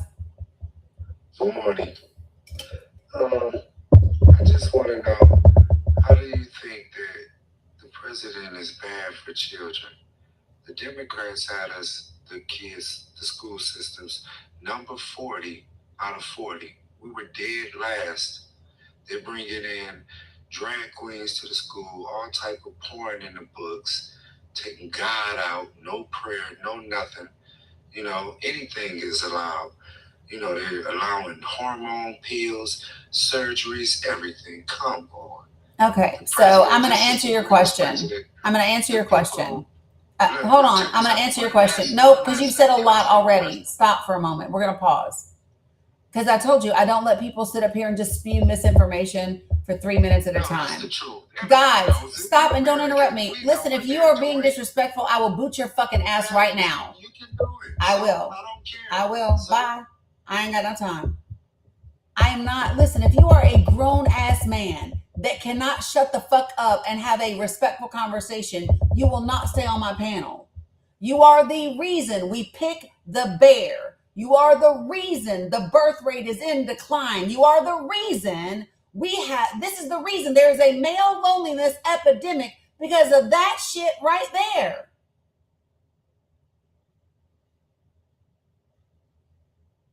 Put that motherfucker on a billboard. That is the reason. That is the example. No one has time for that bullshit. 40 last out of we were last 40 out of 40 and fucking what? Because there's more than fucking 40 countries in the world.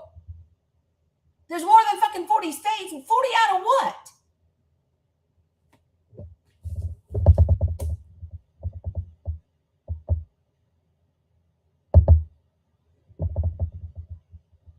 So let me just say this. Today will not be the loving, hold your hand, walk you through your bullshit Dani today. That will not be me today.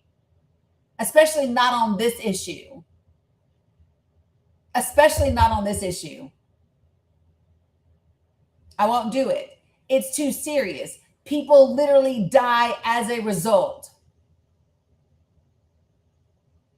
These things cause harm, like real harm to real people.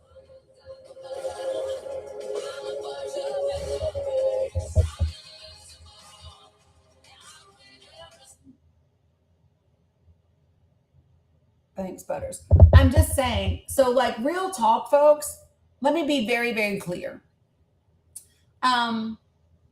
Whenever someone wants to have a conversation with you about healthcare or anything else, and the conversation goes like this, well, the Democrats do this, and the right does this, and the left does this. Listen, that's not a real conversation about the issue. That is some partisan bullshit that is most likely not going to be rooted in facts. I'm not having conversations, oh, the Democrats did da da da da da da. I'm not doing that.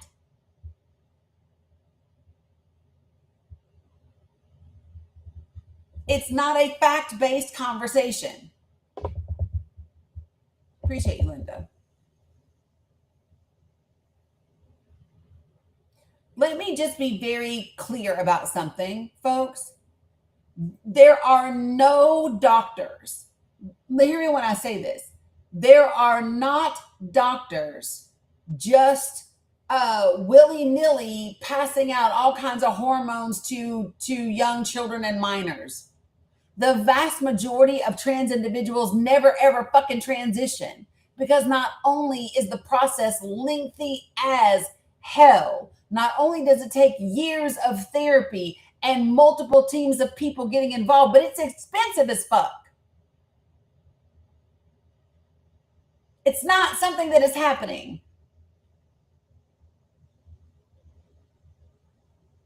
And if you have an issue with gender affirming care, then I want to know why the fastest growing segment in plastic surgery is men getting rid of their moobs.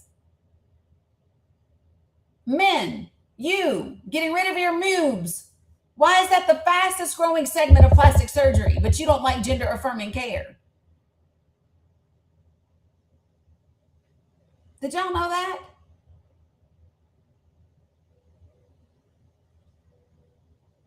You don't want gender affirming care, but you're gonna go fix your low T ass, aren't you? Yep, you want to fix your low T ass, don't you? But you don't like gender affirming care. That shit starts looking like a string of cooked spaghetti, and you ready for a penile pump, aren't you? Just like a BMX bike. Yep, you're ready for a penile pump, just like that. But you don't believe in gender affirming care.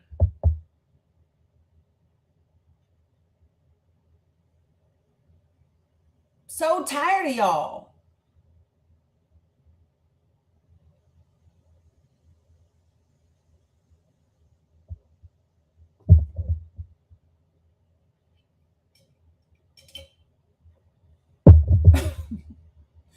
Appreciate you, tech lady. I'm just saying, I'm over it. I am over this ridiculous, toxic, nasty ass masculinity. I'm sick of it. And then you don't realize that what all the things that you're saying and doing are the very reason we do not want to fuck with you no more.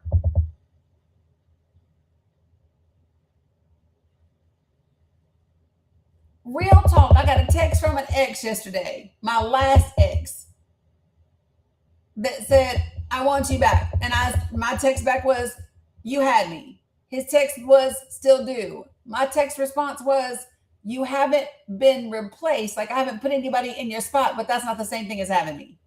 That's not the same thing. Nope. Just because I haven't put anybody in your spot is not the same thing as you still having me. Absolutely not. Nope. Go to therapy first. Fix all your shit.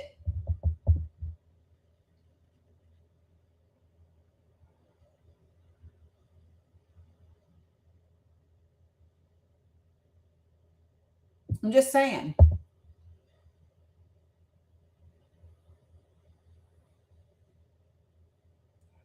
Y'all, I know you're not request. Why are you in my request box? Why are you in my request box, Gods? You can't be respectful. Why would I bring you back up on my panel with your disrespectful ass? You must be crazy. That's like somebody coming in your house, wiping their muddy feet on your fucking rug, spitting on your kitchen counter, and you kick them out, and then they knock on your door again. Why would I let you back in? No. Absolutely not.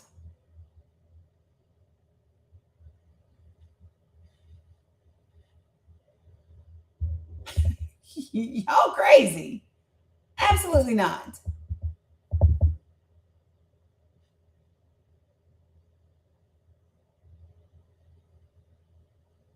Yo, we have an issue with the leadership of this country, and it is impacting us in the most horrific of ways.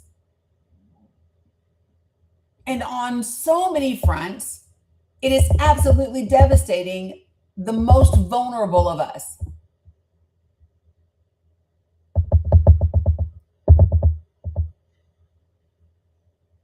Nope, vetted vet, not exaggerate much. Why don't you come up here and we can talk about it? You're welcome, Kat.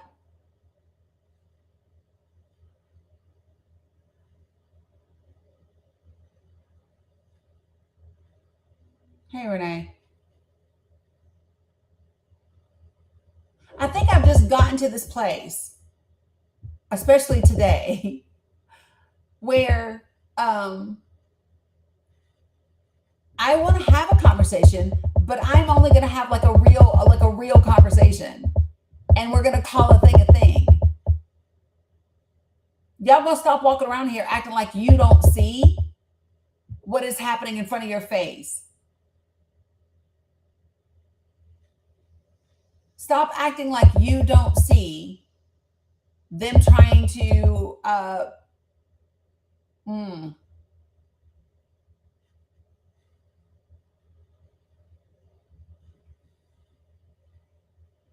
So actually, Vanessa, so yeah, we were talking about vaccines, but that's not even like the real topic. The topic was the things that this administration that is doing that is dangerous to children.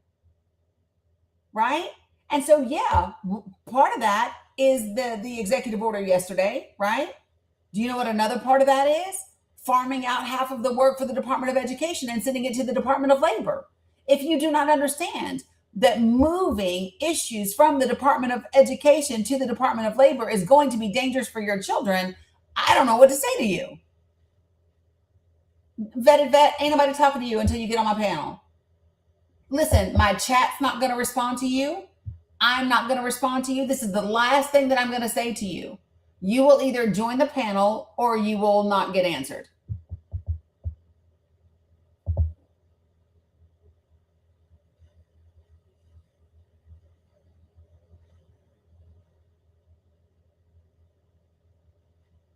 And do you know what I find alarming? Is that people will automatically start to say things like, when I'm talking about the measles cases, they'll say, oh, well, did anybody die? Do y'all know that, like, Like, it's not just about did anybody die. Can we talk about whether anybody suffered? Can we talk about children that are having to be hospitalized?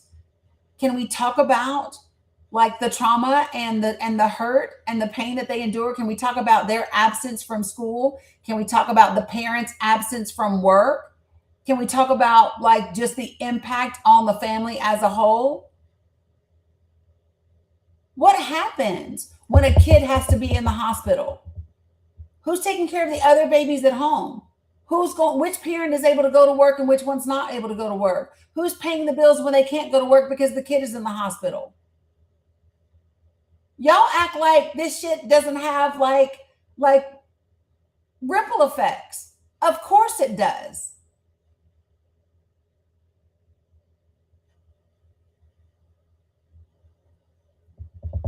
You are correct. It's not your problem. And now you are not my problem. See that? Blocked. Boom, just like that. Doo-doo.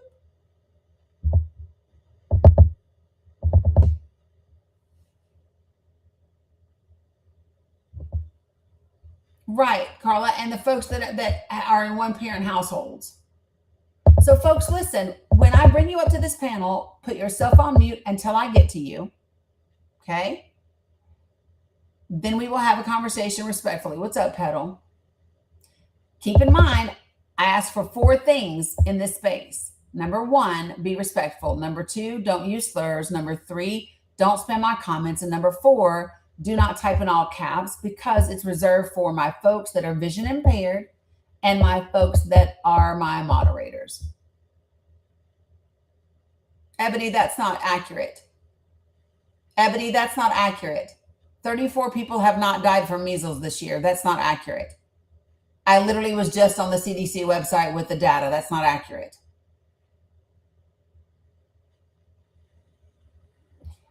Carrie Ann, you are incorrect. But let's talk about it. I would love to have that conversation. You're the 3rd person to come into my live today quoting that exact same thing.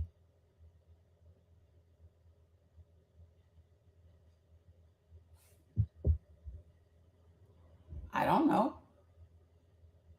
Oh, I don't know how that happened. That was weird. So, Carrie, you're the 3rd person to come in my room quoting that exact same thing today. So, let's talk about it. You want to know, you asked me a question about children and immigration. Come to the panel and let's talk about it.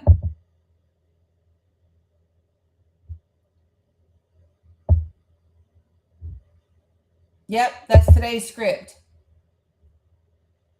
Come on, Carrie. Because I can answer your questions.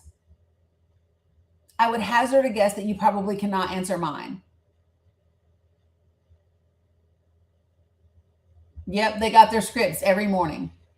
She's literally the 3rd or 4th person to come in here with the exact same line about missing children under Biden and Trump finding them, which is such horseshit. But come on with it. Let's talk.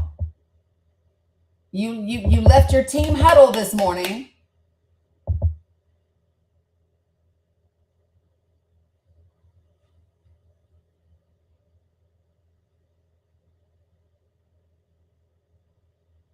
Yes, Scotty, that's the 350,000. Yes. Yep. You left your team huddle. You got your marching orders. Hey, Ronald, right? Yeah, they really do have a script.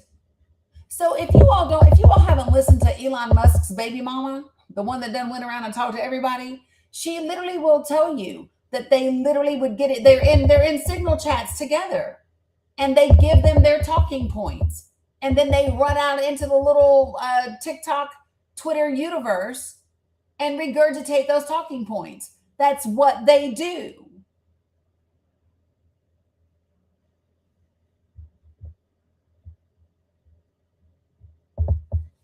But you notice Carrie's ass didn't join this panel when I invited her.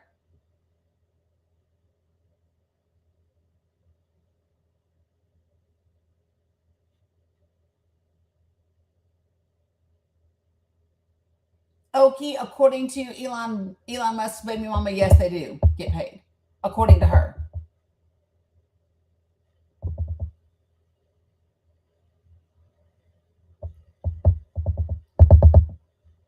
Bob, good morning. How are you?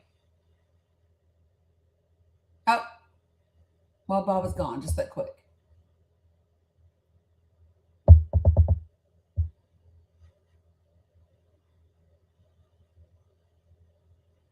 It is right. It was 3 in the United States of America in 2025. Correct.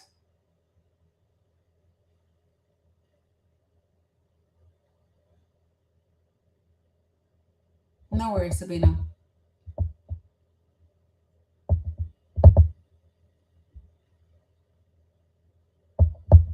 Lucy Lou, did you mean to request up? Lucy, did you mean to request up? I did. Good morning. How are you doing? I'm doing well. How are you? I am very well. I am closer to 60 than I am 50. I'm from Texas. And what else did you want me to answer? That's enough. Okay. I just want to say this. Even though it shouldn't be political, it is. I think for the party that is advocating for this, it's about picking up and securing subgroups of voters, because there are people who can know the world is going all to HE double hockey sticks in a handbasket, and their one thing that they're going to say is, I didn't let them make me jab my kid. And that's the only thing that they're holding on to. They're just picking up and reaffirming subgroups of ballotters. I think that Patrick made some very good points, and no matter how much science you show them, no matter how many studies that you show them, no matter how much the science is on your side, their whole thing is, I'm not doing this to my kid, and you can't make me. And more or less, you can't make me is more important than the health of their child. The problem is that this administration is actually saying they're making you. So this executive order is, so this is the president saying, space out your child's vaccines, right? So it's interesting that it's oh, you can't make me vaccinate my kids, but this isn't even about that. This is about spreading them out. And so I think for me, what they are doing 100% is, and this is one of the reasons why they brought, so if you all think that it's coincidence that the stuff with Fauci has come up at the same time that they're going to do this vaccine executive order and all of that, yeah, you're mistaken. No, they mean to connect the dots. They mean to try to correlate together. They mean to make a point of it. But the reality is, so, and this is my point, is that it is causing harm. And the conversation that I want to have with people is, in what world did you decide that a real estate, a real estate reality TV star knows more than your fucking pediatrician? Help me understand. Or the dude that snorted sugar booger off the toilet seat. When did either of these two possess the expertise and knowledge to know more than your pediatrician? Well, I would say they have an excellent machine at spreading enough misinformation, along with empowering the people to believe and to work in the system of that misinformation that they give out and the rhetoric that they spew.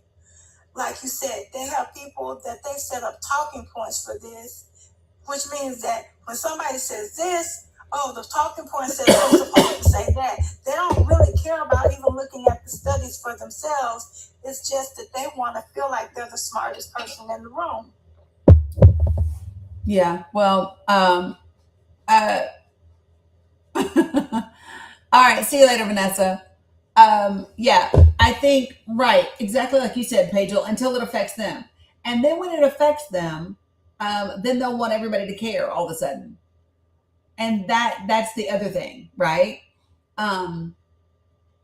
So I think for me, the question is, so what happens on this side of the world? So how many of you, let me ask you this question. How many of you all know somebody that is an anti-vaxxer or someone that supports this type of measure being taken by this administration? Put a 1 in the chat.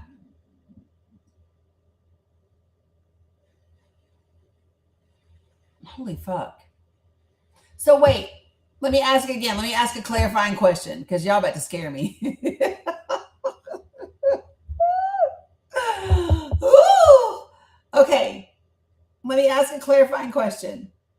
How many of you know anti-vaxxers that are against like all the vaccines and not just C19, right? So how many of you, if it's outside of just C19, you know both? Okay. So do you talk to those people? I am just absolutely flabbergasted. So do you talk to those people about, right, Cam? Negative. You've tried, sort of, not much anymore. Nope. They absolutely don't want to listen.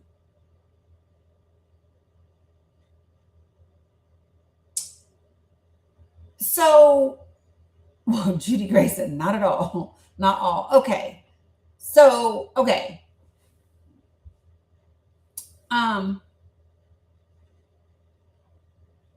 This is really okay. But that's about the C19 one, Ronald, right? So listen, I get, so do you think that it's possible?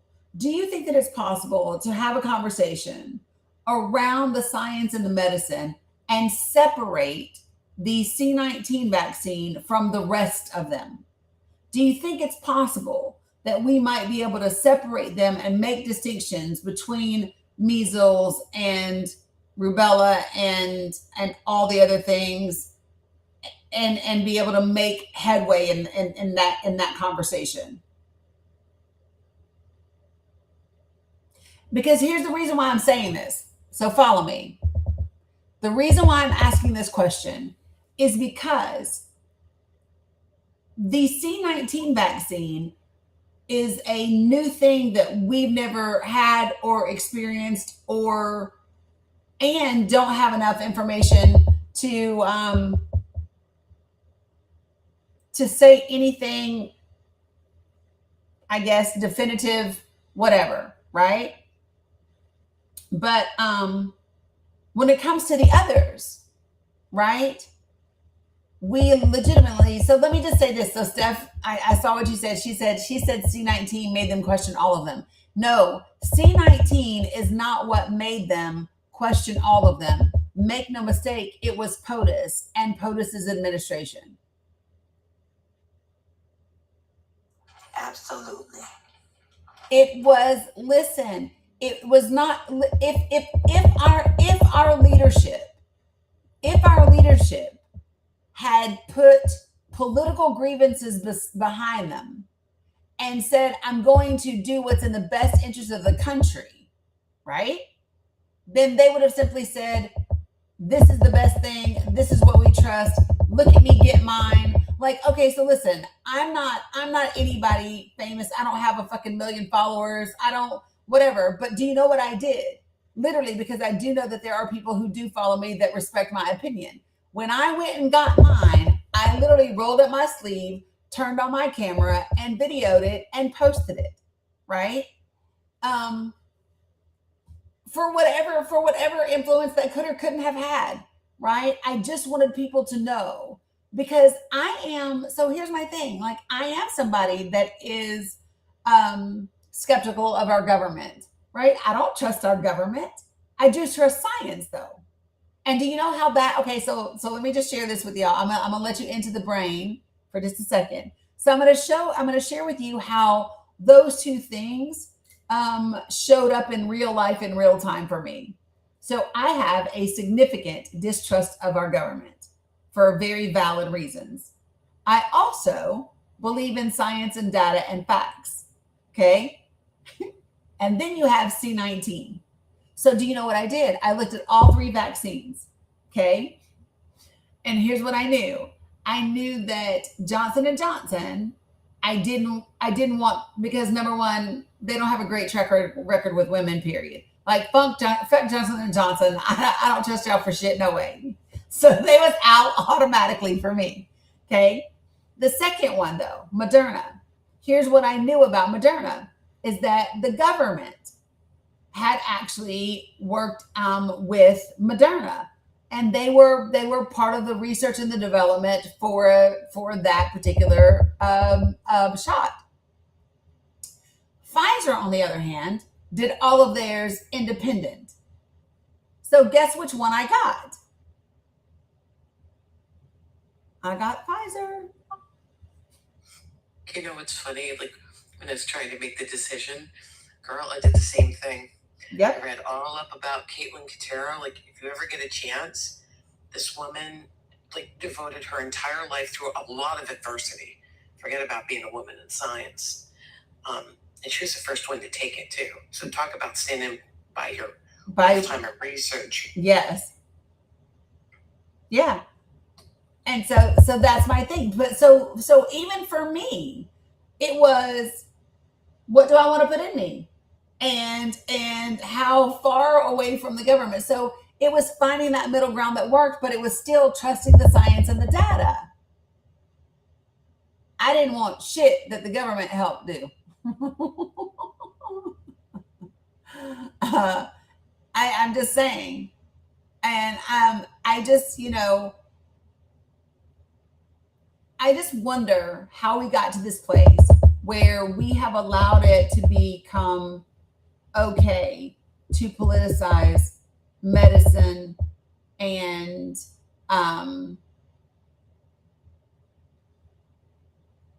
science, right? I don't get it.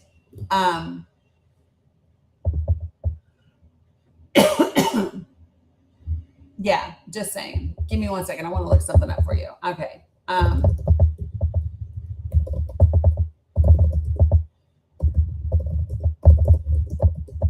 You know, the funny thing too is science asks you to question. Yeah. Where they're telling their people to blindly follow them, right? That's the crazy thing. They're correct. Exactly. They want you to just do what they say, da da da da da, whatever. Right. So let me just be clear to the person in the chat. I'm gonna give you the information. The primary developers that received direct R&D and clinical trial funding include Moderna, Johnson & Johnson, AstraZeneca, Novavax, and Sanofi GSK, which is GlaxoSmithKline. Pfizer BioNTech did not. They did not. The government contracted massive advance purchase agreements for millions of the doses once it was proven. So I want to be very clear that no, Pfizer did not.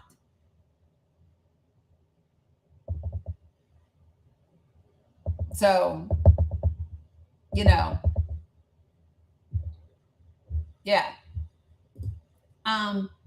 But the whole point, so let me ask you this. How many of you all, because I know some of you guys that are with me all the time on most days. Oh, I do absolutely get it, Kat, 100%. So how many of you all remember the testimony of the former CDC director, Susan Menarez, before Congress? How many of you all, do you all remember her opening statement? And how many of you all know how long we have gone without a director in the CDC? We just got a new director of the CDC. Did you guys know that we just got a director of the CDC, even though we're not supposed to leave them without a director? Okay, so listen, this is her open testimony, and it's worth playing because I want you all to write 16 months without a damn director of the CDC, which is fucking crazy. But y'all gonna let these people play with your life. It's wild to me. So I want you all to listen. So this is the CDC director and former chief medical officer, and they testified 10 months ago. So just listen.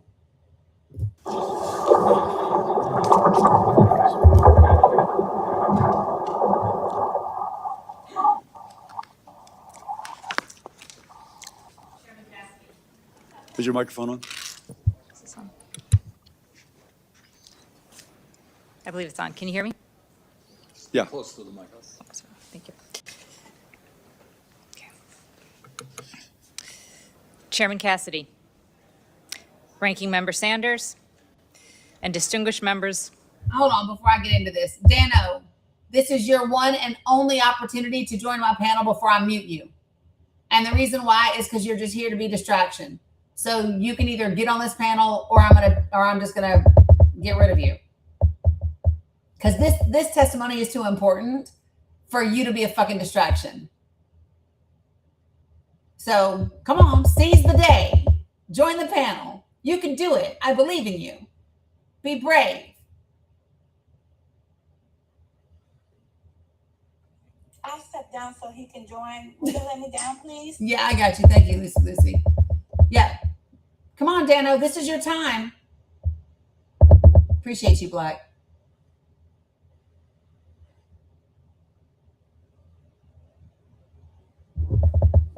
No, you was doing all that talking. This is your opportunity to be seen and to be heard.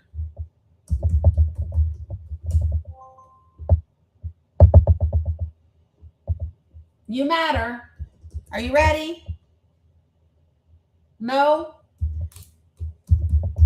Okay. So mods, I don't give a shit what he types. The next time he types something, just go ahead and mute his ass because he didn't join the panel. Okay? I got no time. None. All right. Here we go. Here's her testimony. Of this committee. Thank you for the opportunity to testify before you again. My name is Susan Monares, and I am a microbiologist and immunologist. Exactly 12 weeks ago, in this same room, I testified that if confirmed, I would lead the CDC to restore public trust, modernize public health infrastructure, and strengthen the agency's core mission of protecting Americans from infectious diseases and emerging threats. I was honored to be nominated by President Trump and confirmed with the Senate's support. Secretary Kennedy himself swore me in on July 31st, calling me a public health expert with unimpeachable scientific credentials. My tenure as CDC director lasted 29 days. Since my removal, several explanations have been offered: that I told the secretary I would resign, that I was not aligned with the administration priorities, or that I was untrustworthy. None of those reflect what actually happened. I will share the details, but I want to be clear. Today should not be about me. Today should be about the future of trust in public health.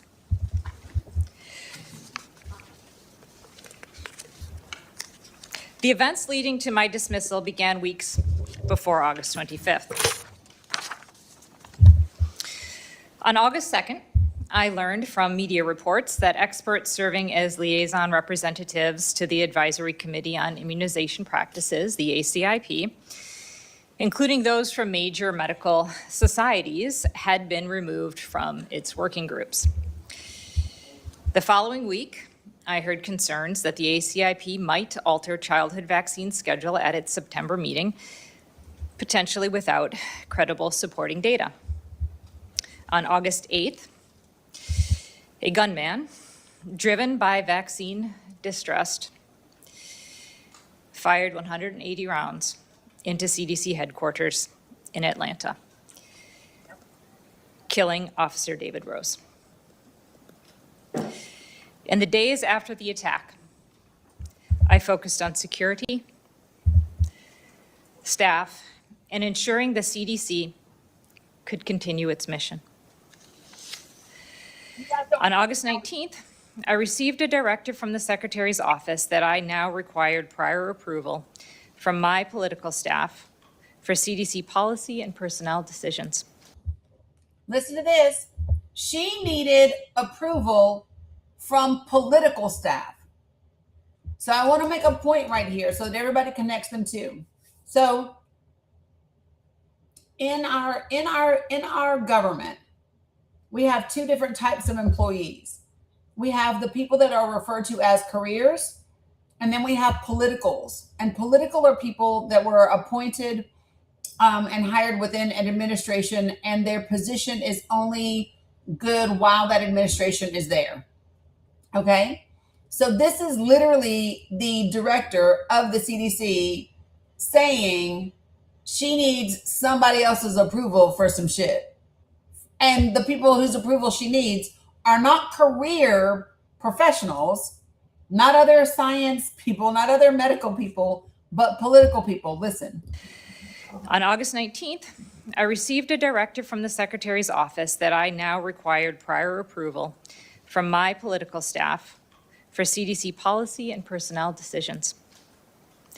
On August 21st, I was told to return to Washington from Atlanta immediately, which would have meant missing Officer Rose's memorial, something I was not willing to do.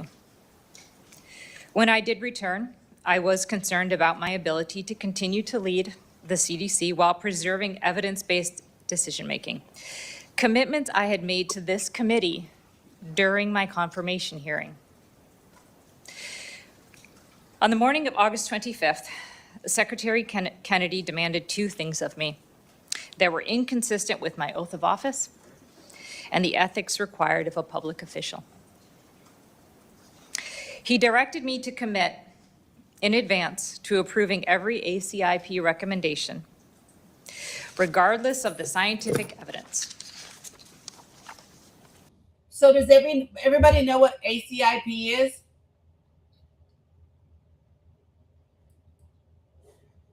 Let me look at the full name, but the ACIP is the committee. It's the group that tells you like what the vaccination schedules should be, what the recommendations are. So let me give you the official name for it. Hold on. It's called the Advisory Committee on Immunization Practices. So RFK Jr. is telling her that she has to commit in advance to agreeing with whatever they tell her it should be. Their recommendations should be, regardless of the science behind it or the medicine behind it. And people have to remember they got rid of the board that was actually there, that was competent professionals. Correct. That is not the current board. Correct. So here we go. The IP recommendation, regardless of the scientific evidence. He also directed me to dismiss career officials responsible for vaccine policy without cause. He said if I was unwilling to do both, I should resign. I responded that I could not pre-approve recommendations without reviewing the evidence, and I had no basis to fire scientific experts. He told me he had already spoken with the White House several times about having me removed. For 3 decades, I have worked at the intersection of public health, science, and technology innovation, always challenging the status quo and welcoming the changes that come from research and discovery. Even under pressure, I could not replace evidence with ideology or compromise my integrity. Dr. Mornaz, you're almost out of time. I'll be generous, but if you could speed up just a little. Vaccine policy must be guided by credible data, not predetermined outcomes. As I wrote in my September 4th Wall Street Journal op-ed, I agree with President Trump. We should not hesitate to ask for proof about our vaccines. And I also agree with his most recent comments that vaccines are not controversial because they work. Demanding evidence is exactly what I was doing when I insisted CDC recommendations be based on credible science. I was never misaligned with the administration priorities. The goals Secretary Kennedy recently cited publicly, protecting the public from threats, building infrastructure, modernizing systems, investing in the workforce, and enhancing scientific rigor were the same priorities I articulated at my confirmation hearing and began advancing during my short tenure. I remain supportive of those priorities. The question is whether they can be achieved without the expertise required at CDC. Hey Marcus, what's one thing you'd never hire anyone to do in your home again? That's an easy one. Never, ever hire a pressure washer. And this is coming from a guy who used to run a pressure washing business. Let me show you why. Regarding trustworthiness, I cannot define that word for Secretary Kennedy. I made commitments to this committee that I would lead with integrity, transparency, purpose, and work with Congress to maximize health outcomes and protect the American people. Secretary Kennedy told me he could not trust me. I had refused to commit to approving vaccine recommendations without evidence, fire career officials without cause, or resign, and I had shared my concerns with this committee. I told the secretary that if he believed he could not trust me, he could fire me. The next day, I was told I still had my job, but the secretary's expectations remained: approval of ACIP recommendations and dismissal of career scientists. I would not commit to that, and I believe it is the true reason I was fired. Tomorrow, the reconstituted ACIP will meet. Its composition has already raised concerns from the medical community. Based on what I observed during my tenure, there is a real risk that recommendations could be made restricting access to vaccines for children and others in need without rigorous scientific review. With no permanent CDC director in place, those recommendations could be adopted. The stakes are not theoretical. We already have seen the largest measles outbreak in more than 30 years, which claimed the lives of 2 children. If vaccine protections are weakened, preventable diseases will return. I was fired for holding the line on scientific integrity, but that line does not disappear with me. It now runs through every parent deciding whether to vaccinate a child, every physician counseling a patient, and every American who demands accountability. I want to end where I began with my confirmation hearing. I spoke then about the value of hard work, paying my own way through college, and my lifelong dedication to science and public health. On August 25th, I could have stayed silent, agreed to the demands, and no one would have known. What the public would have seen were scientists dismissed without cause and vaccine protections quietly eroded, all under the authority of a Senate-confirmed director with unimpeachable credentials. I could have kept the office, the title, but I would have lost the one thing that cannot be replaced: my integrity. Some may question my motives or mischaracterize my words. That is part of public life, but I am not here as a politician. I'm here as a scientist, a public servant, and a parent committed to protecting the health of future generations. The question before us is whether we will keep faith with our children and grandchildren, ensuring they remain safe from the diseases we fought so hard to defeat: polio, measles, diphtheria, whooping cough, and many others. Undoing that progress would not only be reckless, it would betray every family that trusts us to protect their health. Thank you, and I look forward to your questions. Thank you. So that was her opening statement. Now, if you remember, the rest of this testimony, it was like an hour and a half, something like that. 2 hours long. But there was also another medical director there. Do you all remember her? Hair bed. Do you all remember her? Oh, I missed the gift. Darn. Sorry. Thanks. Appreciate it. Whatever it was. So the other physician that spoke also testified. Her name was Deborah Oury. Hold on. I want to play her clip for you because it's really important.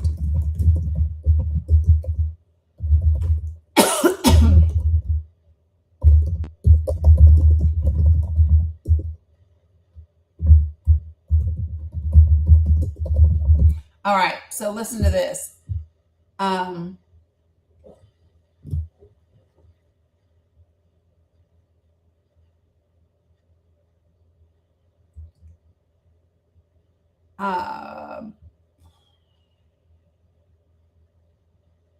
It's crazy to be looking back at these now. Like I remember when we watched them when it happened, right?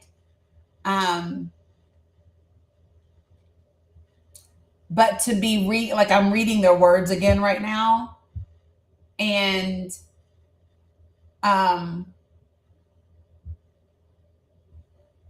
it's saddening.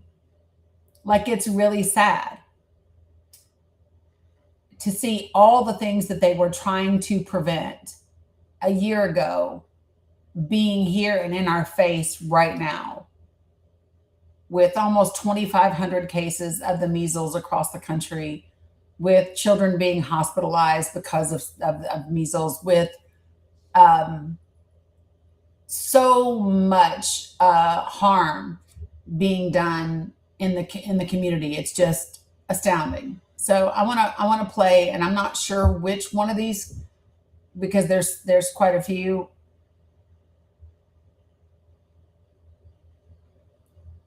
But I want to see. Let me play her opening statement first, and then I will see the other one. Give me a second.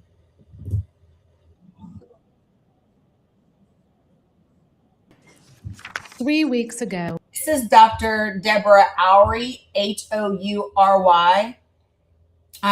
She was a chief medical officer with the CDC, and this is her opening statement.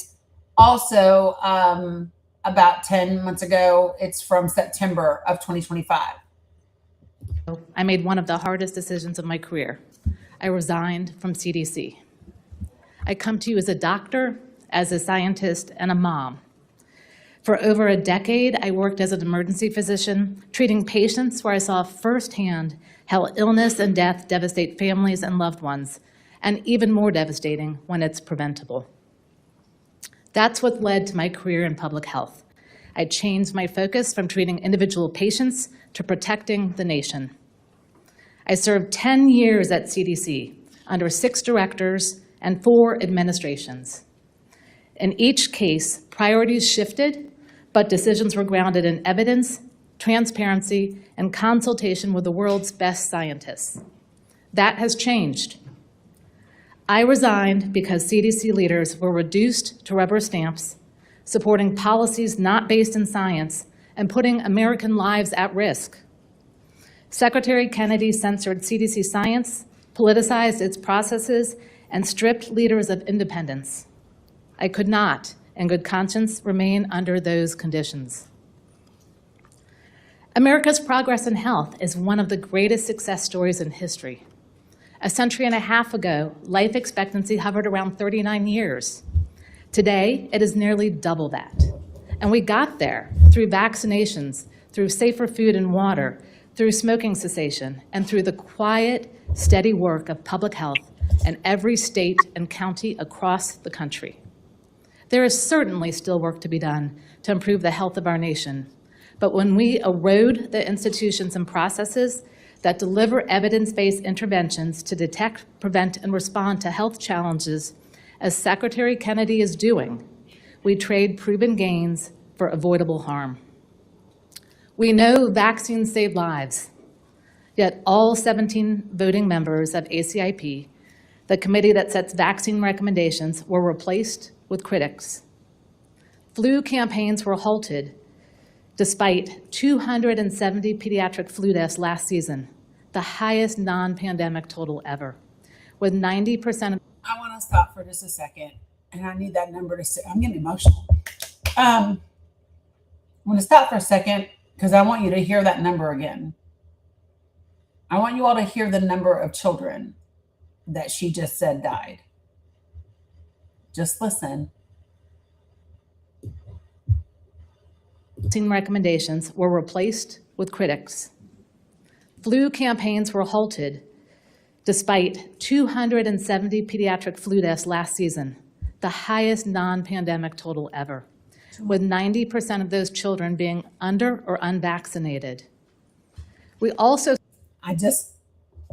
270 pediatric flu deaths last year, with 90% of them being either unvaccinated or under-vaccinated. And in spite of that, despite those numbers, they halted flu campaigns.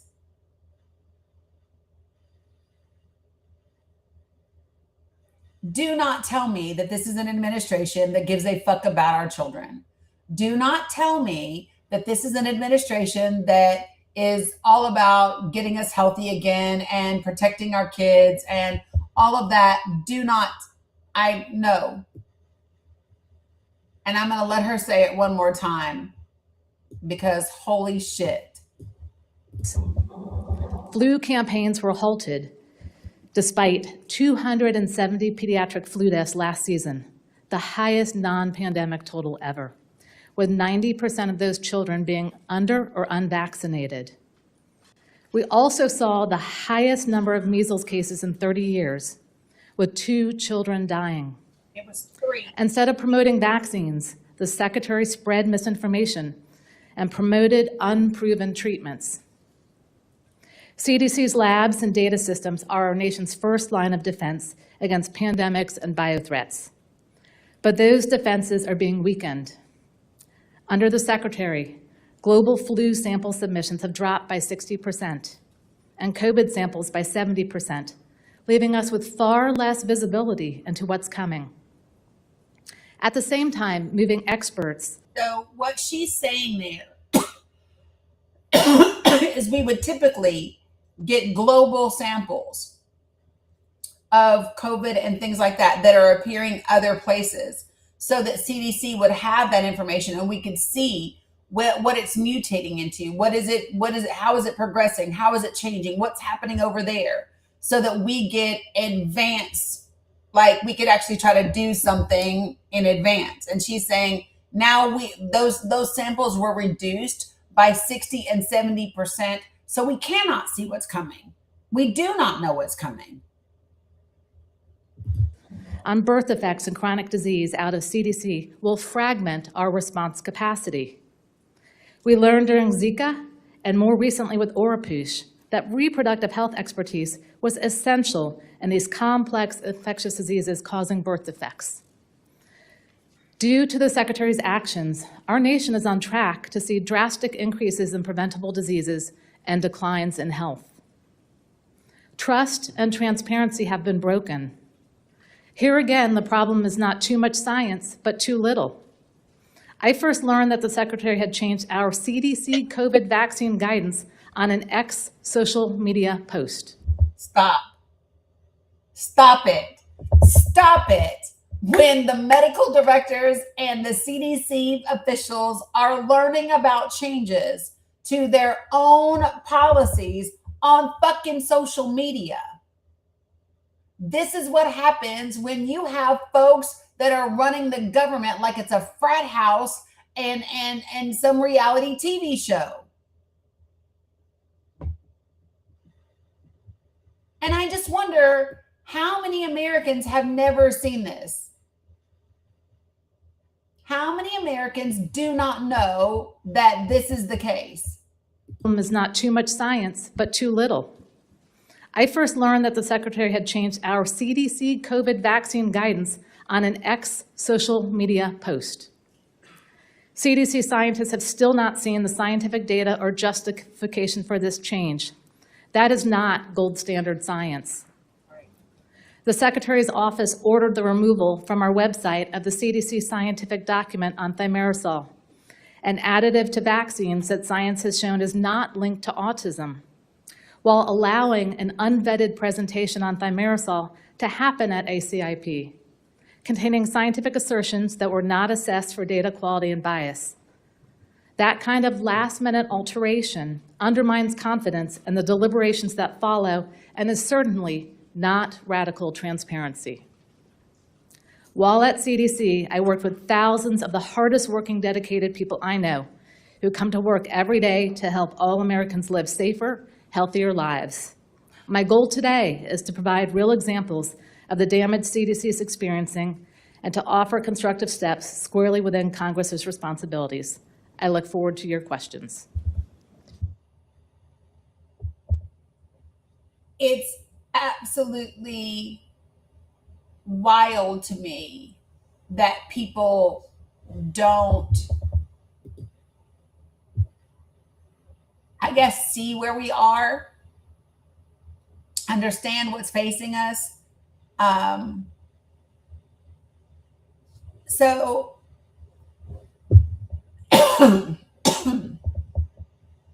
something is happening to the chat where I'm not able to see everything. So listen, there's nothing to be concerned about in terms of things being added to the vaccines. That's just not a thing. Okay. And I don't know where it went. Like, your comment went away. I want to be able to answer your comment again, but it went away for some reason. Let me see if I put it back over here, if I'm going to be able to see it. Yes, now I can see it and then it went away again. How weird is that?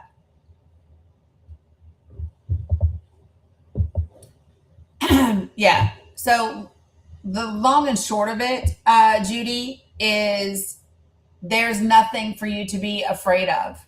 All right. There's a reason that that these scientists and these medical experts have done the work that they've done. Hey, facts, folks. Appreciate you guys for popping in.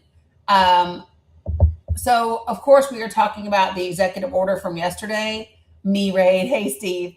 And we've also been playing back. So, Steve, you probably remember these and probably shared them when they happened. But I felt like, given the executive order that he did yesterday, playing the clips from when the CDC director was fired previously and the other chief medical officer when she resigned. And if you remember their testimony before Congress in August and in September of last year, I'm playing some clips of those again because it's so relevant to where they warned us that we were going, right? Black, I'm coming to you in just a second. Melly, you as well. And it, I'm not sure. Like, usually, like, I want to finish at a point, but I don't really know. All I know is that more and more people need to be aware of just how destructive and gutted CDC is. And the executive order is this one. So he did an executive order yesterday to space out childhood vaccinations, which goes against all of the data, all of the science, all of the evidence. I read for everybody, the American Academy of Pediatrics put out a statement about the executive order. And here's what their statement is. Quote, today's executive order on vaccines is not only disheartening, but dangerous. Instead of ensuring every family can access life-saving vaccines for measles, influenza, RSV, and more, federal leaders are once again spreading misleading claims. That is from Dr. Andrew Racine. He is the president of the American Academy of Pediatrics on today's executive order on vaccines. So I follow them on Facebook. I highly recommend that you follow them across the socials. They give really great information and posts. I share them as much as I can so that people know. But I really felt like this was something that we should talk about. So when I bring you up to the panel, put yourself on mute until I get to you, please. And then we'll go from there. So for those of you guys that are coming in from Faxes Live, how many of you all had not heard had not heard the testimony of the fired CDC director and the chief medical officer of the CDC that resigned last year. If you did not watch any of their congressional testimony, can you put a 1 in the chat for me?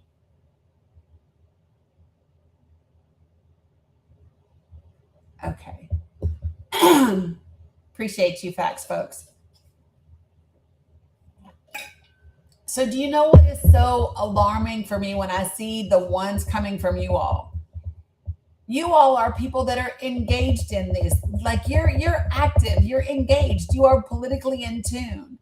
And what really makes my chest just kind of like tie up in knots is if you haven't seen it, what are the chances that average, just like regular folks have seen it? You know what I mean? Like if you haven't seen it, because you are in tune, you are politically inclined, you know what's going on. And if you didn't watch it, right? I know I played them a couple of times on my live, but if you didn't know it, then what are the chances that the other people that are heading to the polls, what are the chances that the other people that are voting, what are the chances that the other parents who are considering what they should or shouldn't do for their children have no fucking clue what happened? So do you, and so can I point out some commonalities? Do you all remember the testimony of Ryan Schwank, the ICE lawyer? And do you remember when he said that he was as soon as he showed up, he was given this secretive order that he was supposed to approve all of these things like sight unseen and not teach certain parts of the curriculum. And do you remember that, where he was just supposed to blindly agree to shit and sign this document? Do y'all remember? And it's the very same thing that she just said, right? So the CDC director that was fired, she said the same thing. She said she was asked directly by RFK Jr. to agree in advance to support any vaccine recommendation from the ACIP, regardless of its scientific or medical evidence or backing, and sight unseen. She would just agree in advance. And so listen, if that's the position for the CDC, and if that's the position for ICE, what other department is this happening in, where they've brought in leadership and said you must be blindly loyal to whatever this particular agenda is that we have? And what are the repercussions of that?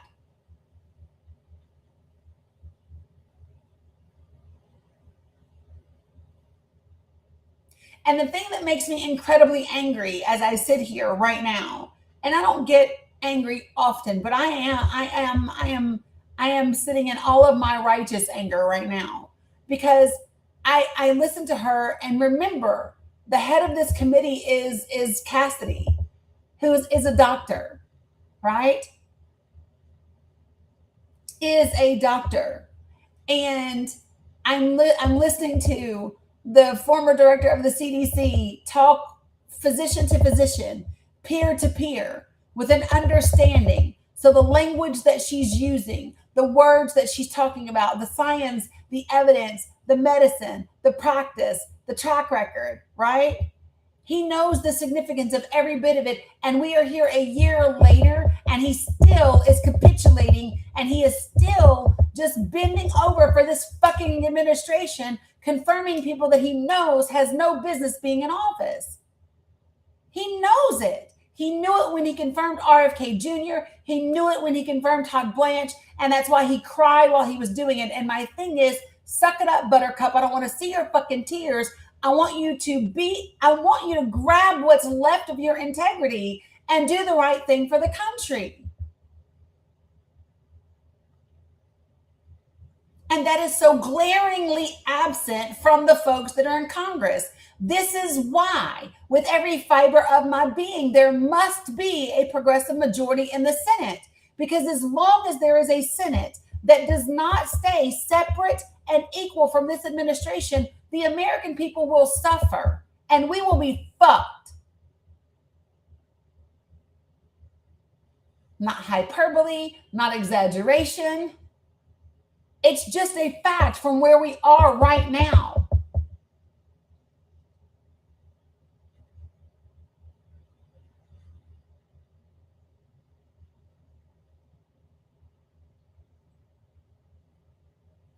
Do you all remember when Cassidy specifically was asking about the vaccine for the vitamin K vaccine?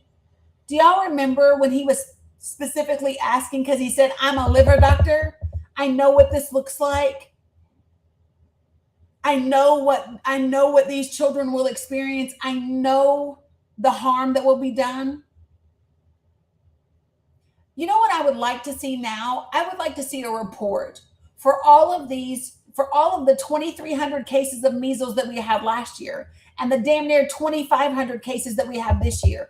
I would like to see a report that tells me how many of those children now have residual effects. How many of them lost any part of their sight? How many of them have any deafness? How many of them have any long-term lasting effects for some shit that could have been fucking prevented?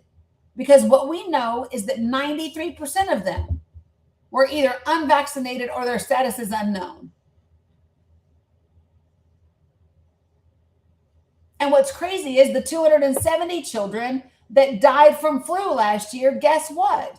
90% of them were also unvaccinated or undervaccinated.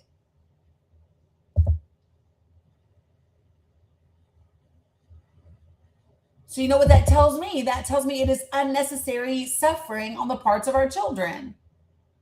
And I want to know, what kind of parent are you that you will allow your child to suffer unnecessarily off the words of a dude that snorted his sugar booger off a fucking toilet and a failed real estate reality TV star?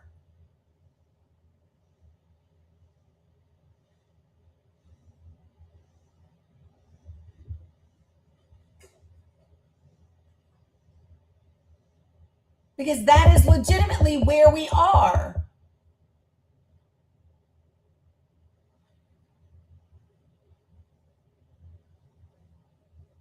How did the words of these individuals become more significant, more important,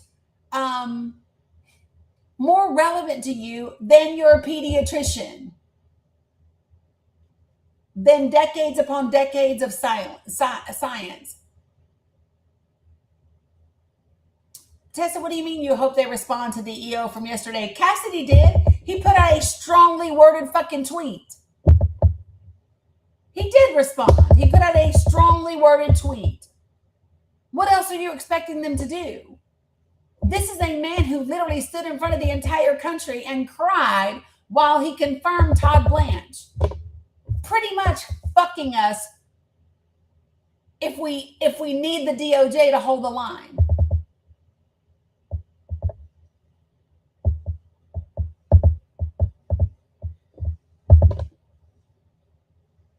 There is no world in which we have a Department of Justice that will hold the line and uphold the Constitution right now.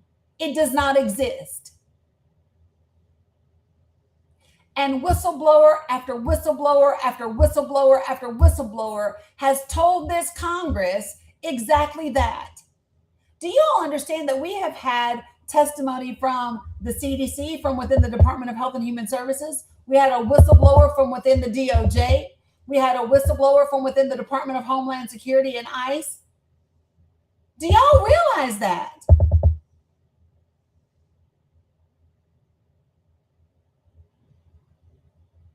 What does that say? That in 18 months, you've got whistleblowers and testimony from 3 of your major departments that run your country. And then you have a Congress that is doing absolutely nothing based on that testimony.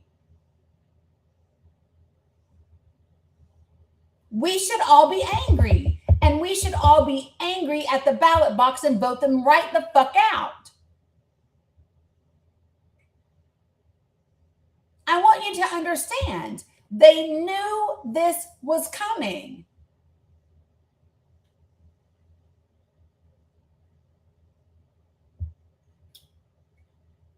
and they watched it come.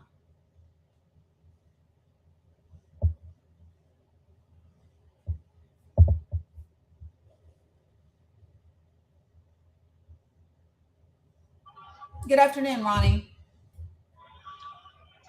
Oh, good afternoon, Dani. I'm sorry. That's okay. You didn't mean to request that? I was tapping. Well, I appreciate you. Thank you for tapping. All right, appreciate you. No, we appreciate Appreciate you. Right back at you.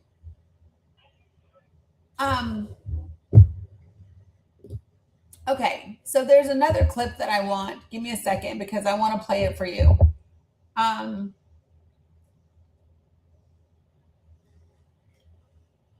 Give me a moment because there's a particular one that I need.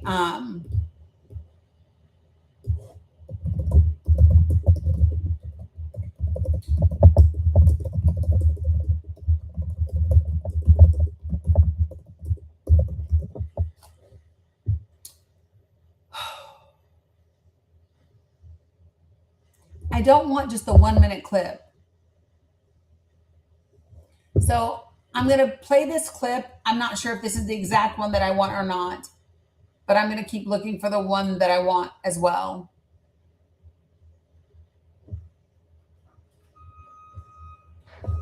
All right, here we go.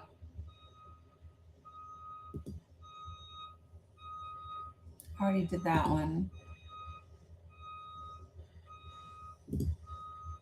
Okay, that's the one that I want. Okay, hold on tight.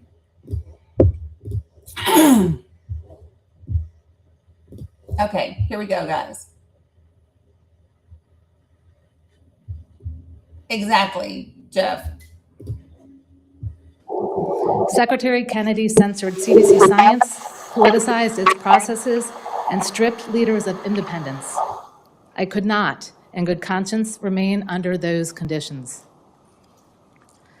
America's progress in health is one of the greatest success stories in history. Just listen to this. Shit, this is not the one I wanted. That's what I was afraid of. Hold on.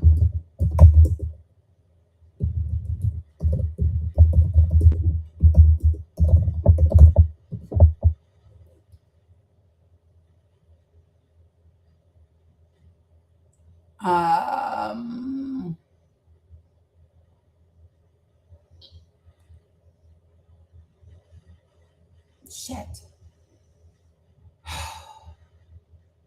The one that I want, and I might not be able to lay my hands on it right this second, is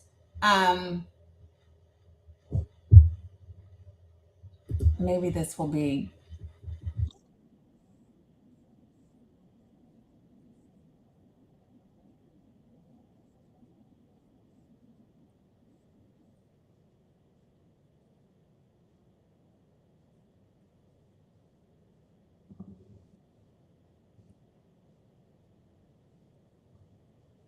So listen to this. This is the clip that I wanted.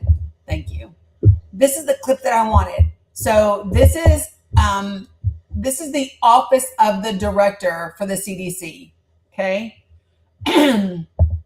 And she is testifying that she was the last career, in other words, the last medical professional, the last scientist, everybody else in the office of the director heading up the fucking CDC are political appointees.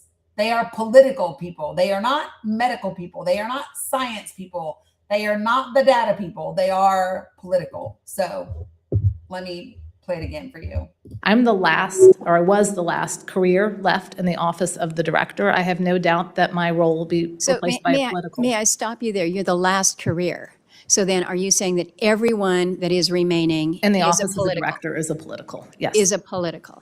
And so there is nobody then that is, there must be somebody that is providing that career science then. A level down, we do have center directors, although 80% are now acting because they've been fired, resigned. So listen to this. Listen to what she's saying. So in the office of the director, which is where all of the senior CDC leadership is. Everyone a year ago was a political because she resigned. She was the last that was a career to give career science. A level down at the individual center levels, right? Because we have CDC centers at different places around the country. Those places had career professionals that were heading them. However, many of them were acting career. They were acting in their roles because the previous folks had been fired. Because remember, this administration had asked for them to blindly fire career CDC people. So they had.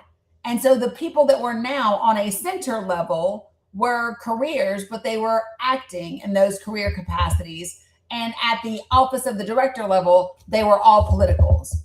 And the person, in case I know you guys can't see it, you guys can. The person that is questioning her right now is Lisa Murkowski.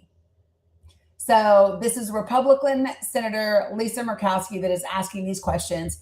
And the difference, so when we talk about a political, that means that this is somebody that has been hired in a political role. And that means that their job is only as long as the current administration. They may not be hired on permanently. And they are there under a political role. They are not a career science professional. They are not a career medical professional, right? So Meerkat, they were absolutely blindly fucking fired. So yeah. So here's the thing, since you don't work for the CDC and you were not the CDC directors that was asked to do it, why don't you, I don't know, shut the fuck up? Because they were, because literally that's the testimony. Yes, they were. So I'm going to let her finish. And here we go. Okay. And you can hear Lisa Murkowski's, she's incredulous. She's like, wait, there must be somebody that's giving the science. There must be. Here we go. It's 1 minute and 6 seconds. I'm the last, or I was the last career left in the office of the director. I have no doubt that my role will be replaced by a political. May I stop you there? You're the last career. So then are you saying that everyone that is remaining in the is office of the director is a political? Yes. Is a political. And so there is nobody then that is, there must be somebody that is providing that career science then. A level down, we do have center directors, although 80% are now acting because they've been fired, resigned, or retired. Dr. Menares, were you ever directed to not speak to career officials? Was that a directive that you received? That was. And when was that, when were you directed to not speak to career officials? Yeah, that transpired over the course of August 25th in the engagements with Secretary Kennedy, and that I was directed to only work with the political appointees that he had put in place at CDC, and not to speak or work with the career scientists. That is literally the former director of the CDC saying she was told by Secretary Kennedy not to work with career scientists, that she must only work with the political appointees. And I really want y'all to get that. Not only that, do you know what else? Do you know why Kennedy told her he couldn't trust her? Because she went to the committee. She went to the Senate Health Committee and she told them what her concerns were. And so he got mad at her because she went and told the committee and told her that he could no longer trust her.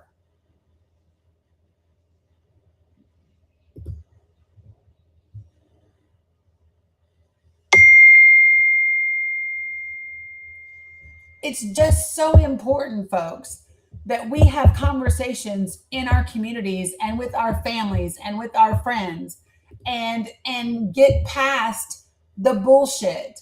We have to get past a conversation about the left and the right. Listen, I don't want to hear shit about, I don't want to hear anything about Anthony Fauci. You want to know why? Because he is not in the CDC. He doesn't have shit to do with this moment in time right now. Anthony Fauci is not the reason that 2,400, almost 2,500 people in this country have measles. He is not the reason that we've had, what, over 5,000 cases of measles in the last 18 months. He is not the reason. I don't want to hear it. It is so incredibly important that we get focused and that we make the people in our life have focus on the real issues.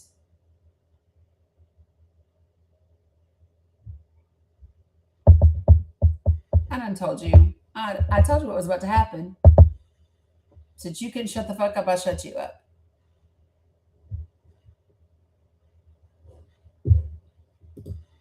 Like, don't let the people in your life talk about healthcare and say things like the left and the right. Do not let the people in your life and in your circle, your circles of influence and your circle of connection, do not let them have conversations with you and use words like the Democrats did this and the Republicans do this and the radical liberals do this. Don't do that. It is doing a disservice to our children. This is not about Democrats and Republicans. This is not about left and right. This is literally about the lives of our children. And listen, folks, you are getting an executive order from an individual who has told you he believes in eugenics. He believes in super genes. He believes that the strongest genes will survive. And so if your children get sick and they don't survive, then they just weren't tough enough. They just weren't made of the right fucking stuff.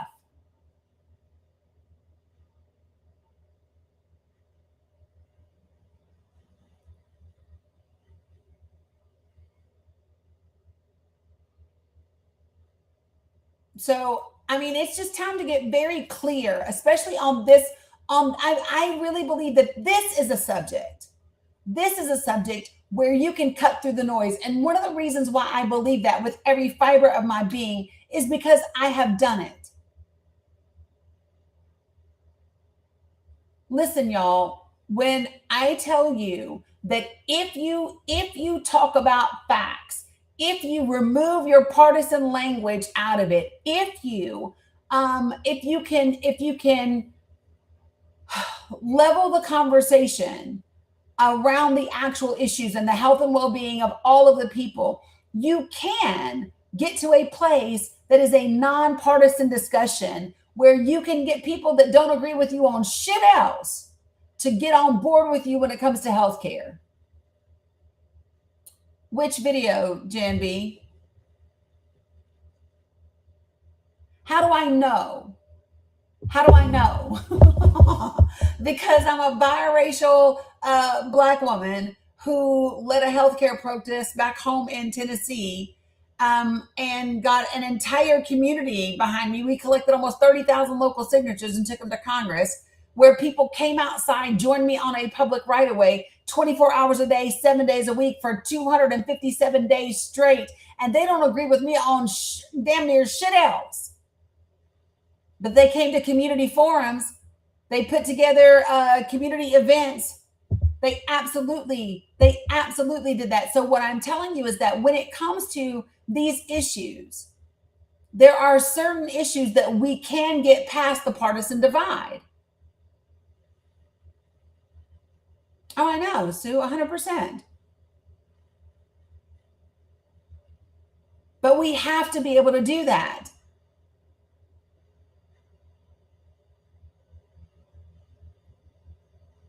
So here's the key to the conversations. Number one, remember just a little bit ago, I asked all of you all, how many of you all knew people in your life that were anti-vax? And a bunch of you all put ones, right? Can I see those numbers again?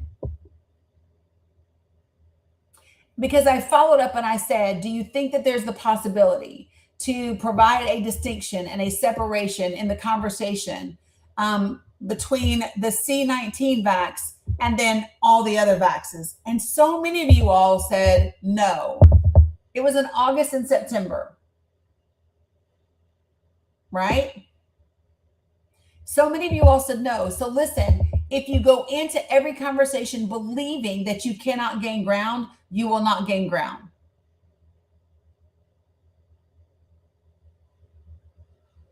I'm going to repeat that, okay? Every time you enter into a conversation believing that you cannot make ground, you will not make ground. So you have to be approaching this with nonpartisan language. Now, it is totally okay to be pointing out that this is coming from this administration, because it is. It is coming from this administration. And we have to get to the root of that, and the root of why people are buying into it and believing it.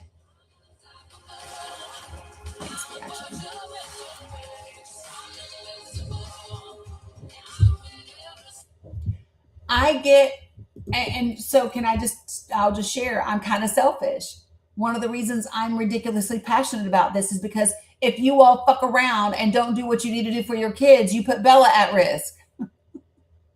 And not just Bella, but Mila and Dominic, but definitely Bella. Those of us with children who are vulnerable, those of us whose children may not survive what your children would, right? This shit is personal.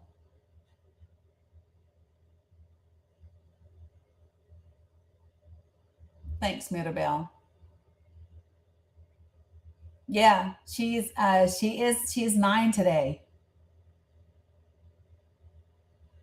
I think one of the other reasons I am so here for the science and the medicine is because I have seen the science and the medicine work miracles.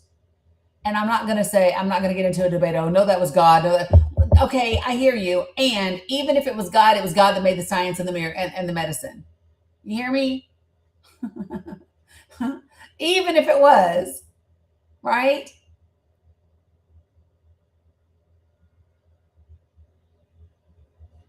Do you know what it's like to have an infant that has a hole in her heart, and who is also like, I don't know, a pound and some ounces, and have a neonatologist explain to you, hey, listen, there's a medicine that we can give, there's a treatment we can do that to help close the hole in the heart. However, it's really, really rough on the tummy, and we need her to gain weight, so we're trying to hold off before we give her this thing, right? And then, okay, but so like, listen, we got to keep her on the oxygen, but the longer that we keep her on the oxygen, the more exposed her eyes are to the oxygen too early, which means she could get retinopathy, and then she might not be able to see, or she might go blind, or she might whatever, because there's a film that grows over the eyes. Like, if you've never experienced any of these things, you have no idea what it is like when you're going, okay, so tell me what the data says. Tell me what the science says. Tell me what's your gold standard practice. Yeah, Veronica, I will. I promise you, when it is your kiddo, when it is your grandkid, you will want fucking gold standard practices. You will want what is tried and true. You will want what science and the data has worked out, and you know for sure that it's your best chance.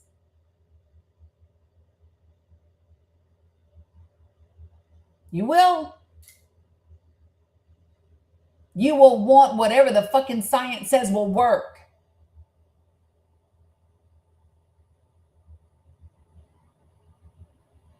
That's not the moment when you go out to the garden and cut the herb. That's the shit you do every day. You hear me? That's the shit you do every day.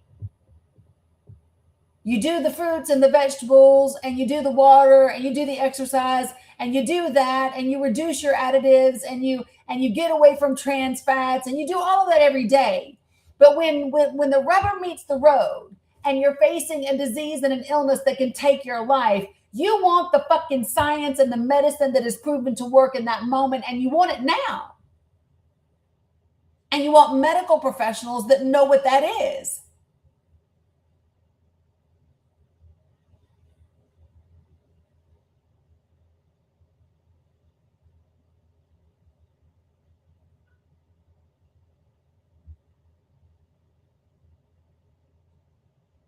And let me just say this, if you are a human being that right now, here's what I'm saying, and your response is not my problem, that's okay. You're just not who I'm meant to talk to, right? You're just someone that has decided, I desire to be a shitty person, and that's okay. It's just not for you. I'm not wasting my time, my breath, or my energy.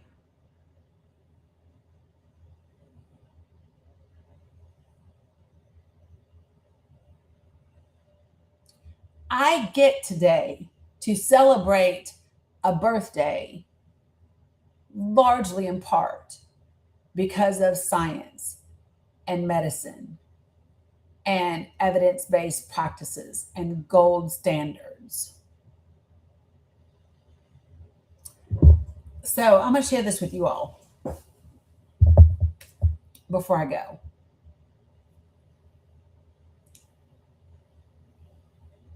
So when Bella, when my daughter was in the hospital, so do you guys know what uterine restricted growth? Y'all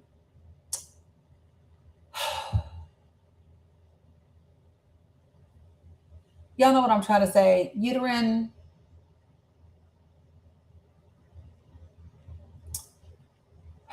What's it called? My brain is going blank. Anyway,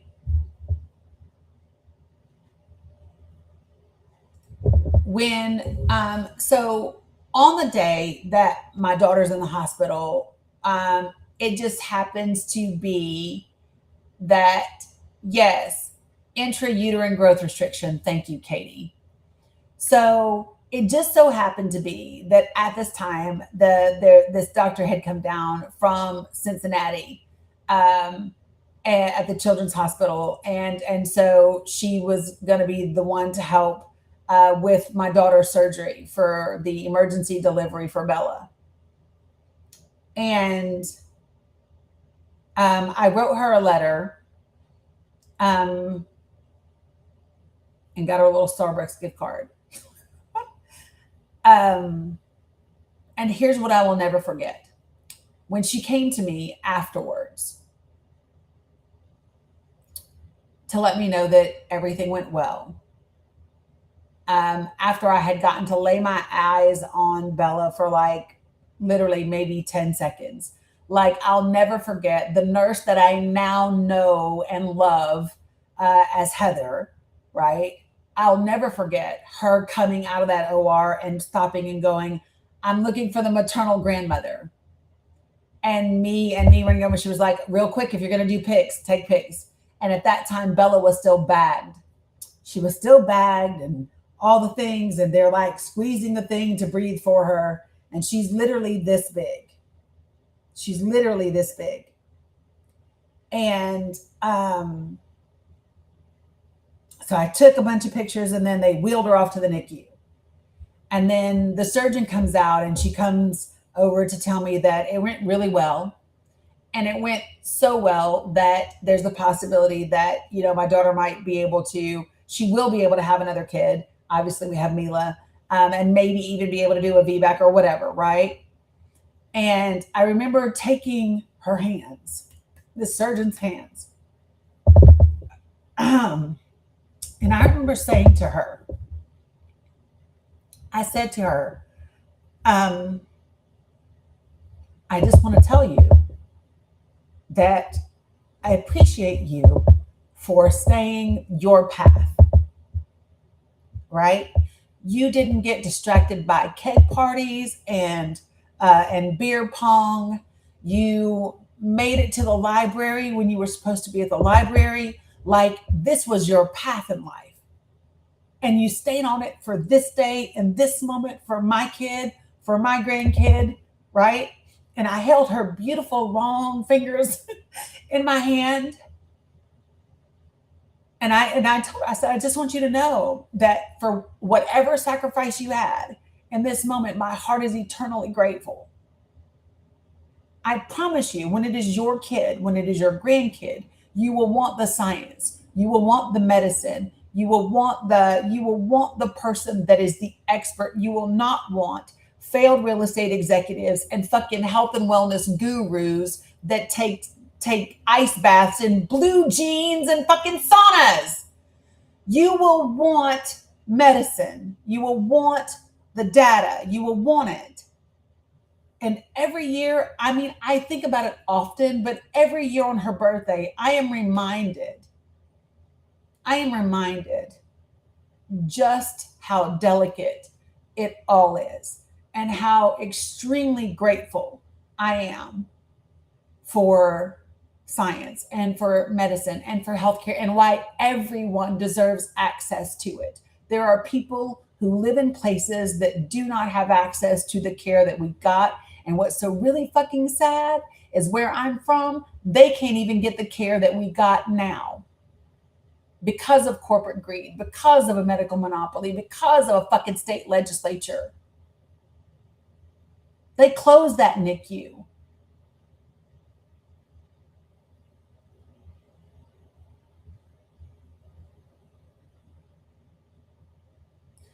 We were in New York a few years ago visiting, and Bella got sick. And her fever was 104. And so, you know me, I went and I got on CMS's Hospital Compare website, and I was checking out all the stars for all the hospitals. And I took her to New York Presbyterian Hospital. And we walked in, and they were like, she was 5 at the time. And so they were like, 5-year-old, fever over 104, and they were moving. And I mean moving. So I'm giving her health history, and I'm doing all of those different things. And we saw the pediatric resident, and then we saw the pediatric attending. And I will never forget when the pediatric attending approached, and she said, "Did I hear this right? Do I have a little miracle sitting here?" And I said, "You do." And she said, "And she doesn't even have any retinopathy?" And I said, "No." And she said to Bella, do you know how incredibly blessed you are?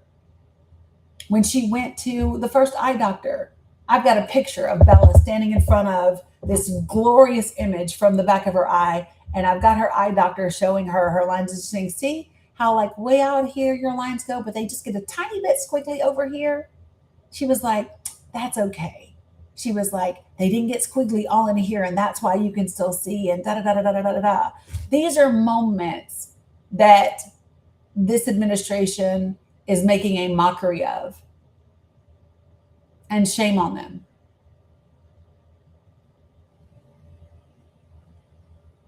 And shame on you parents for letting politics get in the way of healthcare. Y'all better stop this left and right bullshit and get serious about what we need for our parents and our children and our loved ones. You better stop playing political games like this shit is something you're watching on TV.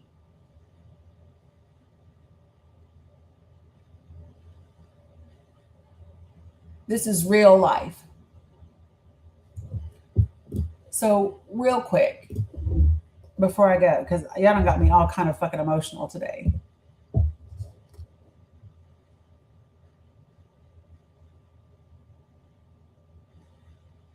My daughter just put up her post too. Hold on, I'm gonna show you guys. My daughter put up her post today.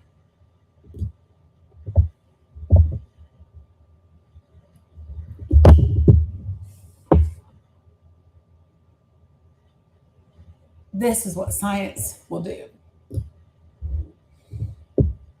That is what science will do.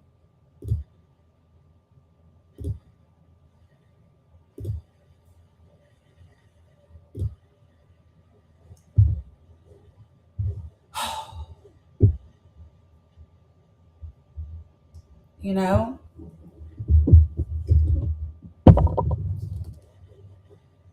Y'all better stop letting them folks tell you you got to stop letting them play with your baby's lives.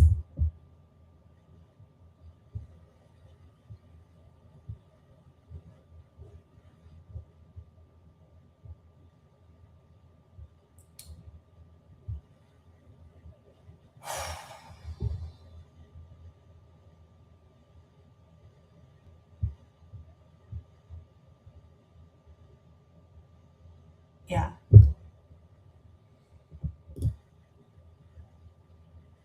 Anyway.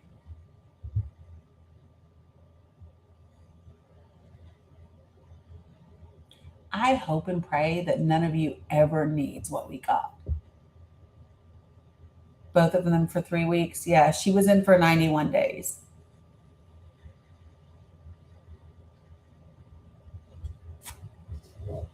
Your best friend's a NICU nurse. Listen, I'm going to tell you right now. Your NICU kid loves science, Bella too. And art. Art's her jam, as you know.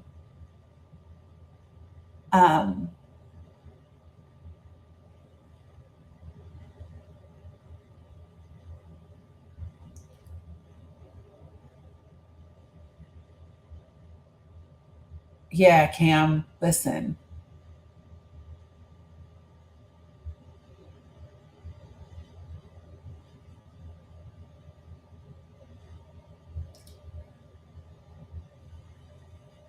I don't know what would make people joke about these types of things or dismiss these kind of things. Yours was there for a month. Grade 1 brain bleed. 3 pounds, 9 ounces.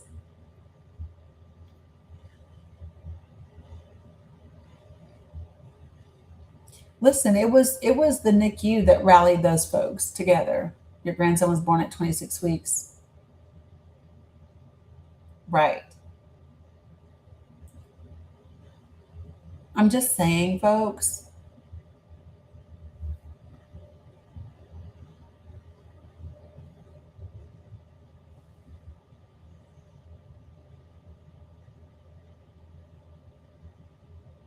Do you? Yeah. You work for a maternal fetal medicine specialist. Listening to the science is incredibly important. If you all could see the chat over here, there's so many people that have been impacted.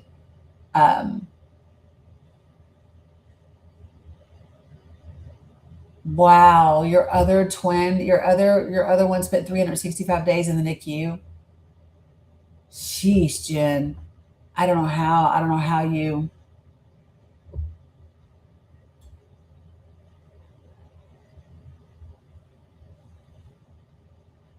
Right, Corinne. It shouldn't have to become real when it just happens to you. Oh yeah, appreciate you, Pagel. 100%.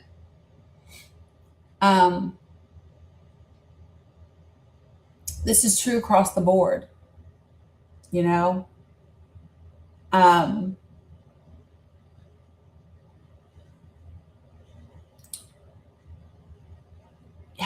Here's what I want you all to think about the next time that you go to have a conversation about science and about vaccines or medicine. Okay? What I want you to do is instead of talking about the data, instead of talking about the CDC, I want you to talk about your children and your grandchildren. All the things that you just told me in the chat. I want you to talk to the people in your life about that. Not about something abstract, not about somebody sitting in an office, right? But I want you to talk to people about that because that is how you build connection.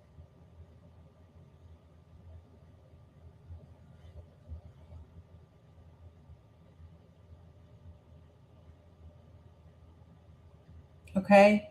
That is how we do it. And we have to do it.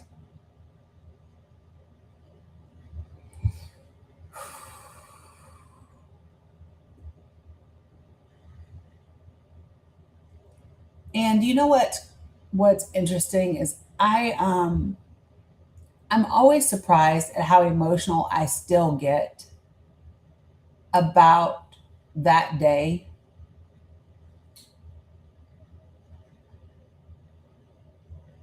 But there's nothing like it. It did. It did work for us, didn't it, Sherry? It did. It did. We hit grandkids and then we pushed in and had a conversation. It did, Sherry. It worked for you and I. And it works every time because it makes us see each other as real people. It makes us see each other. That's what it does. Listen, ain't nobody got time for your bot ass today. So let me tell you what I have to do, because today I have to get the girls off the bus because my daughter is going to pick up a few things for Belly Boot for the party. We're gonna have like a little home party today, and then the birthday party is on Saturday. But today I went, and so we got some like the little miniature cupcakes and cookies and some little Cheez-It packets and Capri Suns for at school. And so today we'll do like a little family birthday, whatever, and then her party is going to be on Saturday. So I love y'all, mean it. Also, Project for the People meets Thursday at 8 p.m. Eastern Standard Time. No, she'll get them Saturday, which she'll get them Saturday. And then there was something else I was going to tell you. I put new graphics in the Google Drive last night, folks. I put new graphics. You guys won't be able to see them. Well, hold on. I can show you. Hold on. So on this side of the world, give me a second. I'm going to show you all this real quick, folks. I uploaded like hundreds of graphics last night. Okay, so let me share over here. And then I'm going to share something with you guys real quick. Okay. So y'all know me. I want us to focus on the things that we can do, right? And to create and to build from a place of hope and possibility rather than fear mongering and whatever, right? So let me show you this. So this is one of the new graphics. They are in every state's folders in different colors. There's one in yellow, there's one in orange, there's one in purple, and one in teal. And it says 3 things a majority in Congress, a progressive majority in Congress can do in 2027. And the first one is the ERA. The second one is budget reconciliation. The third is forestry. And so this is one example of the new graphics that are uploaded. Okay. And then appreciate you, Trudy. And then I'll show you one more that I uploaded last night. If you ever wanted to like share just like a quick example of like what Project for the People looks like and how we move things forward. My Google Drive is so mad at me. It was like, bitch, you uploaded way too much. But let me show you this one. This one is a shorter, smaller graphic that I'm going to show you. Appreciate you guys. I need it to connect real quick. It's mad at me because of all my tabs and everything together. Okay, so, and then this one. So see this one, it says the path forward, how we bridge the political divide and create a government that benefits the working class. And it's elections, and then it's community and government accountability. So this is also a new graphic that is in there. This one is under the national resources. The other one is under all the, it's in all the states. So I worked on these last night and got them uploaded. So they are in every state's folders. And for you guys over here, I'll show you this last one so that you can see it. as well, but it's called The Path Forward. And so what I'm going to do is I'm going to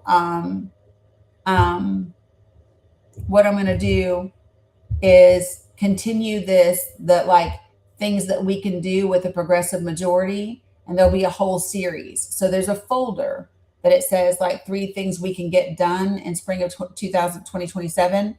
And then inside of that is a folder for the first graphic. And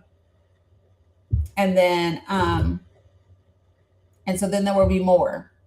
And so we'll just kind of roll those out. So just wanted to kind of let you guys know.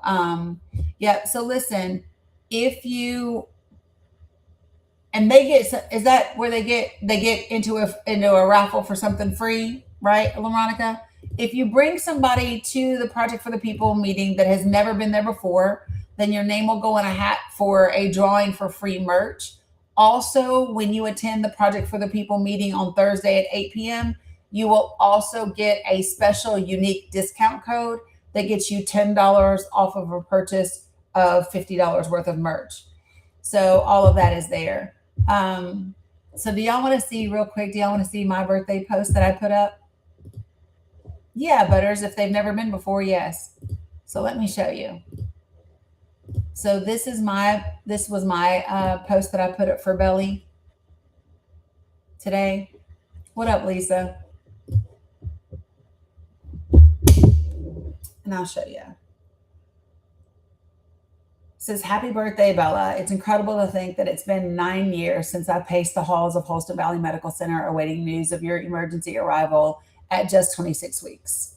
You changed everything. Little did we know that your 91-day stay in the NICU would forge friendships and gratitude that would lead to a 257-day protest against the country's largest state-sanctioned medical monopoly.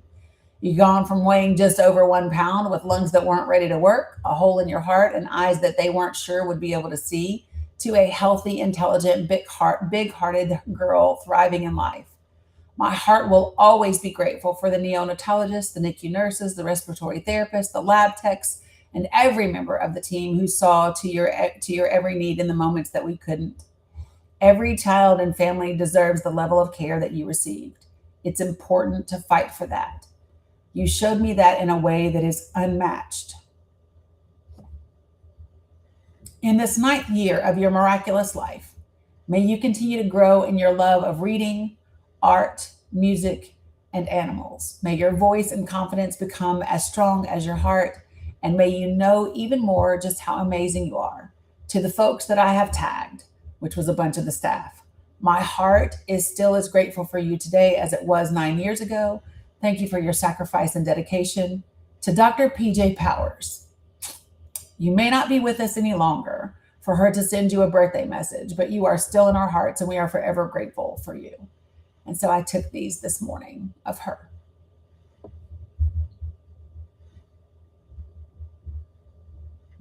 So don't let these folks fuck up your kids. Don't let these folks fuck up your kids. Okay? All right. I'm out of here. Dr. PJ Powers is not with us anymore. He passed a couple of years ago. And literally right before he passed, both of the girls recorded him a message. And at that time he was in hospice, but his son was reading and playing messages for him.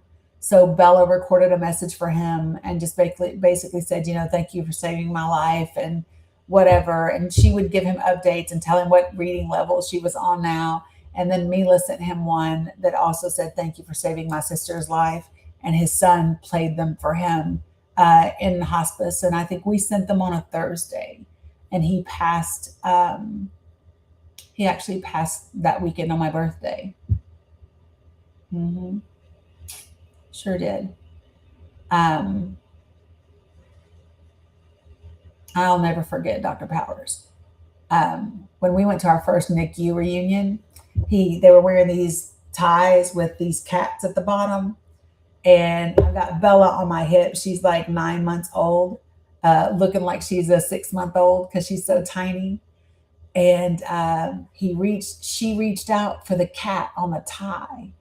And he goes, oh, she can see the cat. She can see the cat. And I was like, yeah. And he was like, no, you don't understand. She can see the cat. That was the first time that he was pretty sure her eyes were going to be okay. And he was like, she can see the cat. Never forget. Never forget. Yeah. Anyway, love y'all, mean it. For real, for real.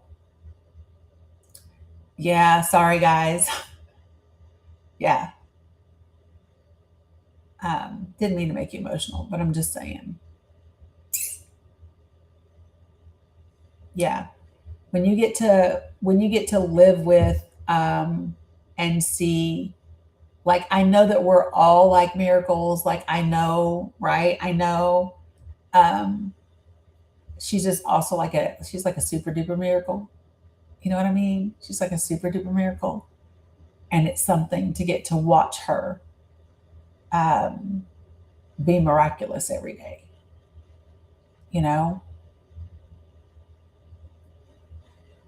And as much as I believe in like my faith and our prayers and all the sage I burned and all the things, right? I don't I don't know. It don't matter, Veronica. It don't matter. She'll probably get a kick out of the live. But as much as I know in that, I also think about the machines and the beeps and the oxygen and the vitamins and the medicine that closed the hole in her heart and the medicine that helped her tummy and I think about the blood transfusions. I think about all the things. All of that is gold standard evidence-based science.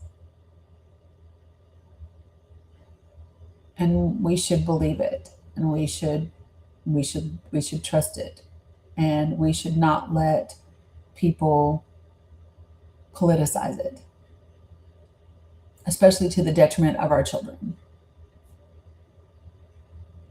Appreciate you, Kat. So that's an interesting question. Kat asked me, does she remember anything in the hospital? She said so one day. So she was talking one day. This was, I don't know, a couple of years ago. And she was talking about the alarms going off and everybody running in. Like, don't ask me how she, but she's talked about that before. And then I'll share this with you. Our NICU team, because I'm from the country, y'all. So, they talk like this where I'm from. And so they'll say, "Ooh, Miss Bella was misbehaving today." That's what they would say. "Ooh, Miss Bella, she was something today. She was misbehaving." And I didn't think much about it at the time. But it was at her first NICU reunion that they're all standing around and they're passing around and they're talking and they're sharing stories. And one of the nurses says, "Shoo, you remember that day? You remember that day? I was scared to go home because I didn't know if she was going to be there when we got back. I was scared to go home because I didn't think she was still going to be there in the morning because she'd almost died." That misbehaving means she damn near died. Right? That's what misbehaving is. Misbehaving is you stop breathing, your oxygen level goes too low, and they're trying to kind of figure out how to keep you from dying. But I didn't like at the time when they would just go, "Who? Miss Bella, she was misbehaving today. She just was misbehaving," right? And that's how they would talk about it in the moment. But it was at the reunion when I found out, oh, misbehaving meant she almost died.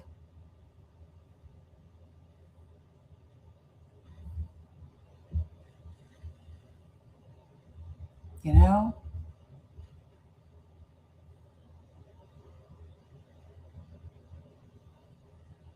Yeah.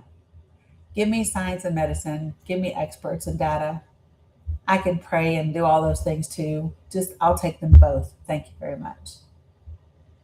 I'll take them both very much.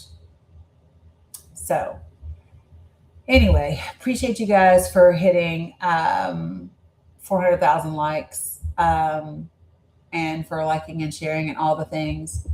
The truth, the fact that you don't know flag etiquette is funny to me.